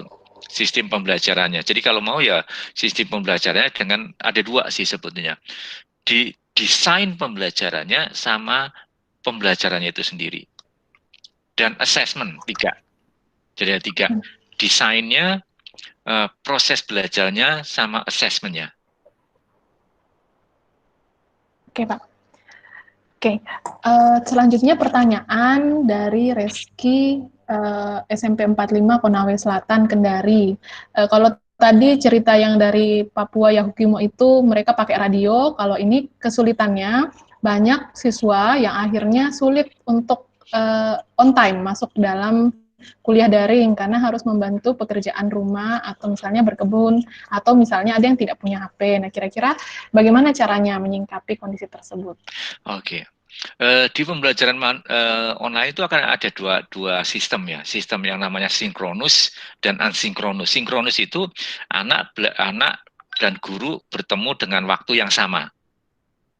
Itu sinkronus. Nah, katakanlah ini tadi nggak bisa dijalankan karena anak-anak harus bantu ke kebun dan sebagainya. Oke, sehingga bisa pendekatannya ada, ya keluarga membantu keluarga ya. Itu pendekatannya berarti asinkronus. Anak tidak harus mengerjakan sesuatu dalam waktu yang sama yang dikunci waktunya, tapi dikuncilah dalam waktu 1 minggu. Gitu. Nah, sangat penting ini kembali lagi kalau kita mau ke experiential learning ya, apa yang dilakukan anak terhadap orang tua membantu kan bagus sekali ya. Bagus sekali loh, membantu orang tua itu bagus sekali. Nah, bagaimana proses membantu itu dijadikan media belajar? Jadi setelah seharian mereka di kebun, dia bantu orang tua, sorenya dia suruh nulis aja. Apa yang sudah kamu bantu, terus bagaimana perasaan orang kamu, dia suruh wawancara orang tuanya. Bagaimana perasaan orang tuanya ketika dibantu, gitu. Hal apa yang membuat orang tuanya senang dan sebagainya. Dan itu dijadikan sebuah media belajar. Terus dia disuruh merencanakan. Kalau kamu diberi waktu lagi untuk membantu orang tua, ada nggak cara yang caramu membantu diubah supaya hasilnya lebih baik lagi? Yesus Tuhan. Selanjutnya dari, banyak banget ini pertanyaan. Yeah. Bagaimana dari Marisa Veronica dari Unmul Samarinda, pertanyaannya ini kayaknya dampaknya pandemi nih Pak, bagaimana mengatasi emosi anak usia dini yang bosan belajar di rumah karena harus dalam rumah terus Pak? Pertanyaannya. Iya ya, saya nggak tahu ini dia bertanya sebagai guru atau sebagai orang tua gitu. Karena sebetulnya karena begini, satu sisi memang terima kasih atas kepedulian pada emosi anak ya Bapak Ibu. Tetapi Bapak Ibu, kita juga punya keterbatasan karena ketika selama di rumah ini untuk anak-anak kecil ini itu ada juga itu menjadi wewenangnya orang tua untuk mengatasi gitu loh. Nah, tetapi sebetulnya kontak dengan guru menjadi suatu cara ya untuk anak-anak kecil gitu. Jadi caranya seperti apa? Berikan kesempatan bagi anak sebetulnya untuk berlatih mengungkapkan perasaan. Gitu. Anak merasa bosan, oke lah, bosan kamu cerita, bosanmu kayak apa gitu ya. Apakah direkam ataukah karena anak TK belum bisa tulis, direkam aja deh. Anak suruh cerita tentang kebosanan. Nah, Bapak Ibu melatih anak untuk mengungkapkan perasaan-perasaan emosi baik positif atau negatif dengan kata-kata yang baik itu sangat penting. Gitu. Nah, itu yang mungkin perlu dilatih gitu. Oke. Ini masih banyak banget ya Pak pertanyaannya, waktunya juga sudah lewat sekali, ya terbatas. Tadi ada usulan, mungkin ada yang mau bertanya langsung sama Pak Dwi, kami persilakan kalau memang mau bertanya. Saya batasi cuma 3 penanya saja, kemudian yang belum sempat dijawab tadi sama Pak Dwi dari chat itu nanti kami kirimkan ke Pak Dwi, nanti Pak Dwi yang jawab langsung gitu ya. Silakan kalau teman-teman atau Bapak Ibu yang masih mau bertanya langsung, saya kasih kesempatan 3 orang penanya, silakan diaktifkan audionya dan bertanya gitu ya. Iya Pak, silakan Pak.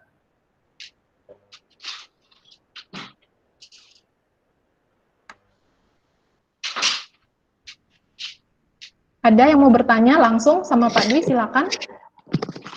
Oke, silakan. Ada?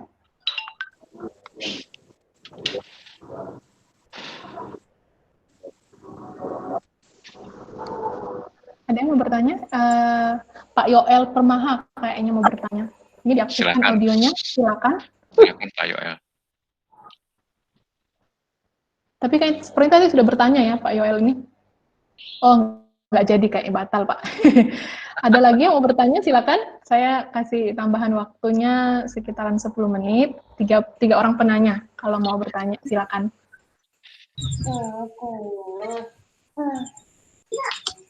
Ya, selamat malam Kak. Malam. Ya, selamat malam. Pak Dwi. Ya. Ya, saya Gustin dari Makassar. Ya, Bu. Iya, Pak, saya ngajar di Sekolah Kristen Kalam Kudus. Oke. Nah, ini selama pandemi ini kami proses belajarnya itu menggunakan Google Meet. Oke. Nah, baru-baru ini kami tetap melaksanakan ujian sekolah untuk siswa kelas 6 dan siswa kelas 9. Oke. Nah, kami ujiannya itu Pak menggunakan daring, Google Classroom dan Google Meet. Ya. Jadi soal itu kami kirimkan melalui Google Classroom dan pengawasan itu dilakukan dengan Google Meet seperti itu. Ya. Nah, tetapi saya hanya berpikir seperti ini Pak, di masa seperti ini kita dituntut untuk bisa berdamai dengan keadaan ini dan mencoba untuk belajar menyesuaikan diri begitu Pak. Ya. Nah, iya. Kami mencoba untuk tetap memiliki integritas dan melatih integritas anak itu walaupun ujian dilaksanakan secara daring begitu dan tetap ada pemantauan dengan menggunakan Google Meet, tapi saya merasakan walaupun kami tidak menemukan kecurangan Pak saat itu, tapi saya merasakan apakah kita bisa 100% itu menjamin bahwa dengan sistem daring ini itu bisa mengurangi atau menghilangkan seperti itu. Dengan anak-anak kan Pak bisa melakukan chat seperti itu ya.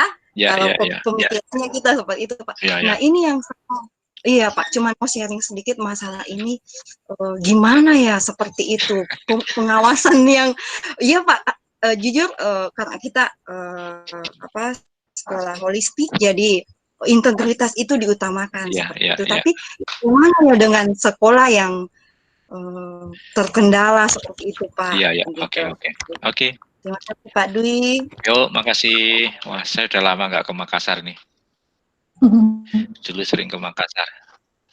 Oke.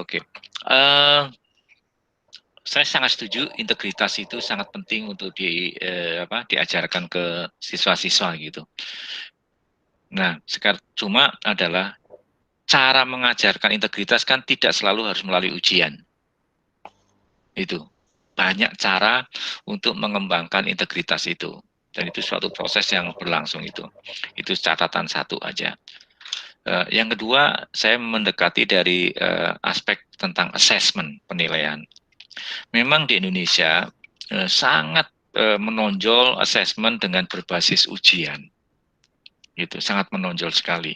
Sehingga tanpa ujian nanti guru tidak bisa memberikan nilai gitu, seolah-olah begitu. Nah, justru di masa pandemik inilah sebetulnya sekolah itu di-challenge, ditantang untuk mencari alternatif assessment lain tanpa mengurangi standarnya.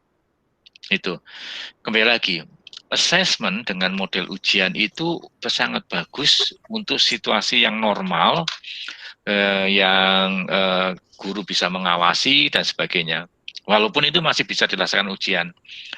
Jadi bisa saja ujian itu digantikan menurut saya itu digantikan dengan sistem-sistem assessment yang memberikan tanggung jawab anak-anak bisa mengontrol belajarnya. Gitu. Tapi mungkin tidak kali ini ya, ini panjang itu tentang sistem-sistem assessment yang bisa menggantikan ujian tanpa mengurangi kualitasnya dan bisa menguatkan integritasnya siswa gitu.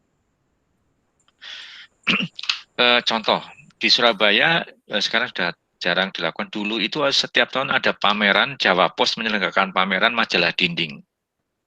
Sehingga di majalah dinding dari setiap sekolah dipamerkan dalam hall yang sangat besar, dan ketika saya melihat karya majalah dinding anak-anak, itu enggak ada satupun yang sama. Dari sekolah ke sekolah lain, majalahnya pasti beda-beda. Dan semuanya menonjolkan sebuah originalitas berpikir itu. Jadi mereka nggak ingin meniru nyontek, itu nggak ingin sekali. Nggak ada yang nyontek. Karena setiap itu beda-beda. Nah, kenapa kok anak itu bisa mengungkapkan perbedaan? Karena sebetulnya yang dinilai bukan karena nyontek dan tidaknya, tapi idenya. Nah, ketika kita akan menilai idenya, originalitas idenya, pasti anak tidak akan nyontek. Gitu. Nah, ini yang nanti dibiasakan untuk sistem assessment ini. Itulah mengapa Dikbud sekarang juga meniadakan UNAS kan. Untuk kali ini. Karena sangat sulit untuk mengontrol. Karena UNAS itu sangat bagus untuk dalam konteks yang normal. Nah, seharusnya sekolah memang mencari alternatif supaya sistem assessment-nya bisa dijalankan itu. Jadi kalau nanti ada yang tidak berintegritas gitu Bu, nyontek sedikit-sedikit ya, bukan salah ibu lah gitulah ya. Gitu. Karena memang agak sulit untuk mengontrol gitu. Tapi saya sangat menghormati sekolah yang memang menjunjung integritas gitu. Karena itu memang harus dilatih dari kecil. Gitu. Oke, baik Pak. Terima kasih. Mungkin Kak Gusin sudah cukup terbantu ya jawabannya tadi Pak Dwi. Ada lagi yang mau bertanya? Silakan. Selamat malam. Malam. Oh iya, dari Pak Dalvin. Ya, silakan Iya. Pak Dalvin. Ya, silakan.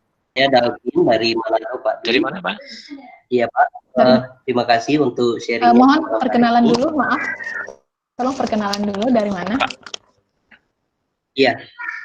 Saya Dalvin dari Manado. Oke, Manado ya. Oke. Ya.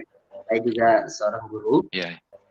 Iya, jadi menarik Pak. Tadi saya melihat dalam presentasi Bapak dua supporting components untuk kita mendukung anak. Di situ ada help seeking, feedback seeking gitu ya. Iya, betul Pak. Itu sangat berpengaruh memang dalam relasi antara pendidik, guru, dosen dengan peserta didik gitu ya. Jadi ini tentunya pasti interaksi itu intens sekali gitu ya. Iya. Jadi bagaimana arahan dari guru dan bagaimana murid mengerjakan dan juga menindaklanjuti penugasan-penugasan ya. Nah, cuma mungkin memang Pak dalam konteks pandemi ini mungkin Bapak ada saran dalam hal kita membangun relasi antara pendidik dan peserta didik ini ya. Itu bagaimana supaya tidak secara, karena kan agak garing kadang-kadang gitu Pak ya. Jadi misalnya kita memikirkan instruksi apa yang kita harus berikan ke anak-anak, atau kita buat video juga gitu ya. Kita juga buat video gitu ya. Tapi memang ada yang kurang sih memangnya. Tapi mungkin ini kesempatan bagaimana kita bisa ditolong ya, pendidik mengupayakan berbagai cara untuk relasi antara pendidik dan peserta didik itu terus terbangun dan yang tadi memenuhi harapan dari apa yang kita impikan dalam dunia pendidikan. Mungkin bisa share Pak relasi. Ya, oke, terima kasih. Oke, terima kasih ya. Jadi begini, saya melihat ini, kalau interaksi antara dosen atau guru dengan siswa itu bisa dibagi menjadi tiga aspek. Pertama adalah sebelum anak mulai belajar, sebelum masuk ke interaksi atau ke saat anak interaksi dan setelah interaksi. Saya mau menggunakan analogi kalau kita nonton film. Bapak Ibu, kalau kita mau nonton film, kita belajari dulu nggak film ini tentang apa? Minimal kita cari informasi dulu nggak? Film ini tentang apa? Iya, minimal show-nya di mana, jam berapa, kira-kira filmnya apa, sehingga kalau di situ di gedung film itu ada beberapa film, kenapa kok kita milih ini? Jadi ada informasi yang kita pelajari. Nah, perilaku mencari informasi ketika kita nonton film itu sama dengan seharusnya dengan perilaku anak mau belajar. Jadi ketika anak mau belajar, dia pelajari dulu, saya sebenarnya nanti mau belajar apa ya, apa yang akan saya lakukan ya. Nah nah guru harus mencari kegiatan-kegiatan kepada anak supaya anak mencari informasi dulu. Contoh, oke, minggu depan kita mau belajar tentang tema ini. Bisa nggak kamu nonton YouTube dulu? Ini alamat YouTube-nya. Nanti ketika kita ketemu di jaringnya, kita ngobrol ya tentang YouTube ini. Gitu. Nah, bisa nggak ya kamu nemukan sebuah contoh di rumahmu sekarang yang menceritakan tentang ini? Sehingga sebelum anak belajar, itu anak sudah sebetulnya ada aktivitas pra belajarnya itu. Ya sebenarnya ini belajar, tapi kayak kita nonton film, kita cari informasi dulu gitu. Nah, itu satu. Jadi aktivitas-aktivitas kecil yang mungkin bisa dilakukan secara mandiri dan itu menyenangkan dan punya erat hubungannya dengan kegiatan sehari-hari anak, dan itu supaya nanti anak membawanya ke dalam forum. Nah, terus yang kedua, ketika anak ketemu dengan kita berinteraksi, itulah sebetulnya menu utamanya kan sebetulnya. Menu utamanya. Maka kita tinggal ngobrol dengan anak, kamu informasi apa yang kamu temui, kamu dapatkan. Terus kamu milih yang mana. Nah, itu menjadi setiap anak bisa berbeda-beda. Sehingga forum komunikasi itu adalah sebetulnya forum diskusi siswa dengan guru, siswa dengan siswa. Nah, kalau ada yang tadi menyebutkan ada Google Classroom gitu, jadi ada forum diskusi di situ. Anak melemparkan pertanyaan kayak kita tadi, teman-teman pertanyaan terus ada menjawab dan sebagainya. Itu adalah forum-forum diskusi yang menarik sebenarnya untuk dipelajari gitu. Nah, setelah kita nonton film, ya, ketika kita nonton film, kita kan tidak mendengarkan sutradaranya dong ya. Jadi tidak mendengarkan sutradara itu, tidak mendengarkan penjelasan sutradara, enggak. Ya sudah nonton hasil karyanya sutradara itu. Nah setelah kita nonton, kita masih diskusi. Wah filmnya tadi enak ya, bagus ya. Nah itu, ya sebenarnya sama. Sebenarnya ketika anak sudah berinteraksi dengan guru atau teman, sebaiknya memang ada pertanyaan-pertanyaan yang membuat anak itu mendalami lebih lanjut. Itu mendiskusikan lebih lanjut gitu. Menghubungkan dengan dirinya sendiri. Nah itu adalah kegiatan-kegiatan yang sebenarnya bisa diciptakan saya baginya tiga aspek itu, pra pada waktu sebelum itu, saat interaksi, dan saat setelah interaksi gitu. Oke, baik. Terima kasih. Saya pikir sudah terjawab ya Pak Dalpen. Ya, makasih. Ya. Baik, ini sudah 1947. Saya tambah satu lagi pertanyaan. Kalau masih ada yang mau langsung bertanya, silakan. Masih adakah yang mau bertanya? Saya, Kak. Iya, mohon perkenalan dulu ya. Iya, Salam, selamat malam. Siapa Perkenalkan, ini? nama saya Permaha. Oke, selamat malam. Iya. Nama saya Yowal Permaha, asal kampus STKIPI Makassar. Oke. Dari Maluku. Ya, jadi begini Pak, berdasarkan yang terjadi saat ini menunjukkan bahwa sistem pendidikan Indonesia ini masih sangat. Kemudian melalui wabah yang terjadi saat ini juga membuat pendidikan ini juga masih sangat ketinggalan zaman. Oleh karena itu, melalui COVID-19 ini juga telah menunjukkan bahwa dunia pendidikan lebih cepat masuk dalam sistem belajar jarak jauh dengan mengandalkan teknologi internet. Jadi pertanyaan di sini Pak, pandangan Bapak, 10 model seperti apa yang lebih relevan di situasi yang terjadi sekarang ini Pak? Terima kasih. Oke, terima kasih Pak. Oke, kurikulum seperti apa ya? Oke. Ya, baik. Satu, kurikulum di era sekarang itu nggak boleh yang terlalu banyak muatan kontennya, gitu. Karena terlalu banyak muatan konten itu akan menjebak guru menjadi fokus pada kontennya. Sehingga kurikulum itu harus memberikan fleksibilitas kepada guru dan kepada siswa untuk mengeksplorasi apa yang ada di lingkungannya. Nah, kelihatannya kementerian sekarang akan mengarah ke sana.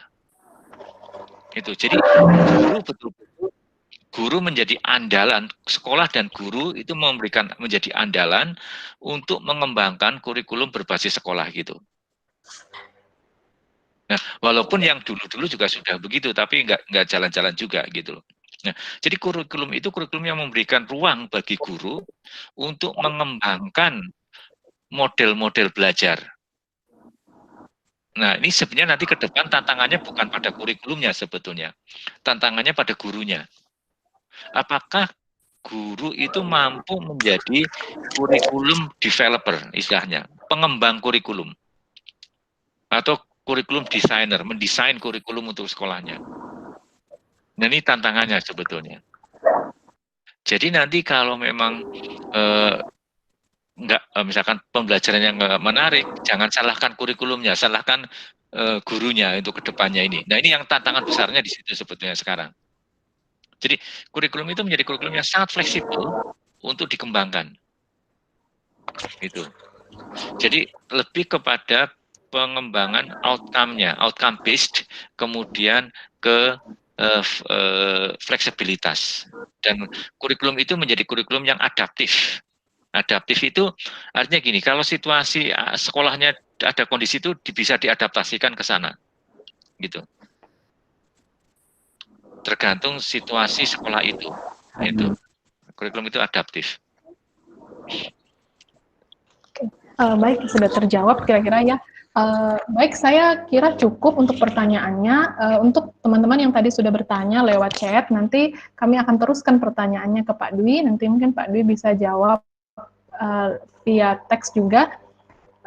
Saya pikir cukup untuk untuk materi kita saat ini. Terima kasih banyak untuk antusias teman-teman semua yang sudah bergabung dalam webinar di malam hari ini. Kita cukup banyak ya, ada 107 orang saya lihat. Ya sangat banyak. Terima kasih, sudah banyak juga pertanyaan, insight, dan banyak hal yang sudah dibagikan oleh Pak Dwi. Saya mengambil satu hal yang mungkin perlu kita pikirkan bersama-sama gitu ya, di tengah-tengah pandemi ini, dengan tuntutannya itu bukan lagi kepada apa yang mereka hasilkan, jadi bukan lagi dinilai, tetapi dari ide yang dibagikan atau ide yang mereka dapatkan dari bagi seorang siswa gitu ya. Jadi kita belajar itu bukan lagi seperti yang dulu-dulu bahwa guru itu mengajar dan siswa mendengar, tapi sekarang malah harus guru atau dosen itu harus mengeksplor apa yang menjadi minat dari seorang siswanya, supaya ide yang mereka dapatkan itu mereka bisa kembangkan untuk menjadi sebuah produk gitu ya. Dan tentunya harus ada penghargaan. Nah, itu bukan cuma tugas guru saja, tetapi orang tua juga punya tugas yang cukup berat ya, karena harus bekerja dan maksudnya belajar dari rumah. Jadi orang tua juga punya tanggung jawab dalam hal ini. Baik, saya pikir cukup untuk materi kita. Untuk menutup bagian ini, kita akan berdoa bersama-sama. Saya akan pimpin, mari kita berdoa. Kami mengucap syukur kepadamu Tuhan, karena Tuhan sudah memberikan kami waktu yang cukup banyak ini untuk kami boleh belajar banyak hal tentang bagaimana kami sebagai seorang pendidik, bagaimana kami sebagai seorang yang ada di dalam dunia pendidikan untuk berdiri di tengah-tengah kondisi zaman ini yang serba buat kami itu dadakan dan harus kami lakukan hal yang baru tiap Bapak. Kami mohon kiranya Tuhan tolong, biarlah apa yang kami pelajari malam hari ini boleh menjadi bekal kami untuk akhirnya kami memperbaiki sistem pendidikan kami, baik kami sebagai seorang guru ataupun dosen ataupun orang tua, bagaimana kami harus menilai peserta didik kami, bagaimana kami harus mengajar dengan baik, menghargai peserta didik kami sebagai seorang manusia, Bapak, dan boleh menerapkan nilai-nilai Kristiani di dalam setiap apa yang kami lakukan. Terima kasih untuk Pak Dwi yang sungguh Tuhan boleh pakai menjadi sumber inspirasi kami malam hari ini. Kiranya Tuhan memberkati di dalam pekerjaan, di dalam keluarga, dan pelayanannya. Terima kasih Tuhan untuk waktu yang sudah Tuhan berikan buat kami. Kami mau serahkan sisa malam hari ini ke dalam tangan pengasihan Tuhan. Di dalam nama Tuhan Yesus kami berdoa. Amin. Amin. Baik, kita akan menutup bagian ini. Kita akan berterima kasih kepada Pak Dwi yang sudah memberikan luar biasa gitu ya pemaparan yang baik sekali dari Pak Dwi. Kita akan memberikan satu kali lagi program gitu ya.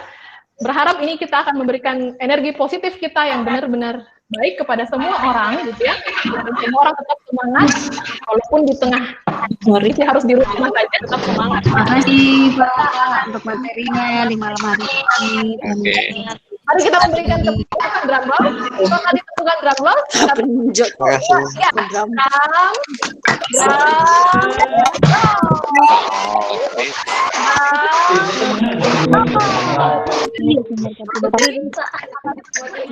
Terima kasih Pak Dwi. Terima kasih. Terima kasih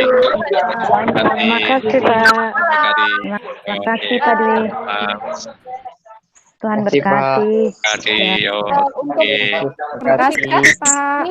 Saya akan diberikan dengan di grup WA, gitu ya. Jadi silakan mengirimkan nanti nama lengkap plus gelarnya melalui grup WA. Kemudian untuk materi, jika ada yang butuh materi, itu akan dikirimkan beserta dengan rekamannya. Itu akan melalui PMK Kota Makassar. Silakan di like dan subscribe YouTube PMK Kota Makassar. Dan saudara-saudara akan bisa mendapatkan file PPT-nya. Kemudian untuk pertanyaan tadi, kami akan berikan kepada narasumber dan akan dijawab langsung oleh Pak Dwi, gitu ya. Baik, itu pengumuman kita malam hari ini. Terima kasih banyak. Terima kasih. Selamat beraktivitas kembali, selamat beristirahat. Tuhan Yesus memberkati. Selamat malam. Selamat malam. Terima kasih. Ya.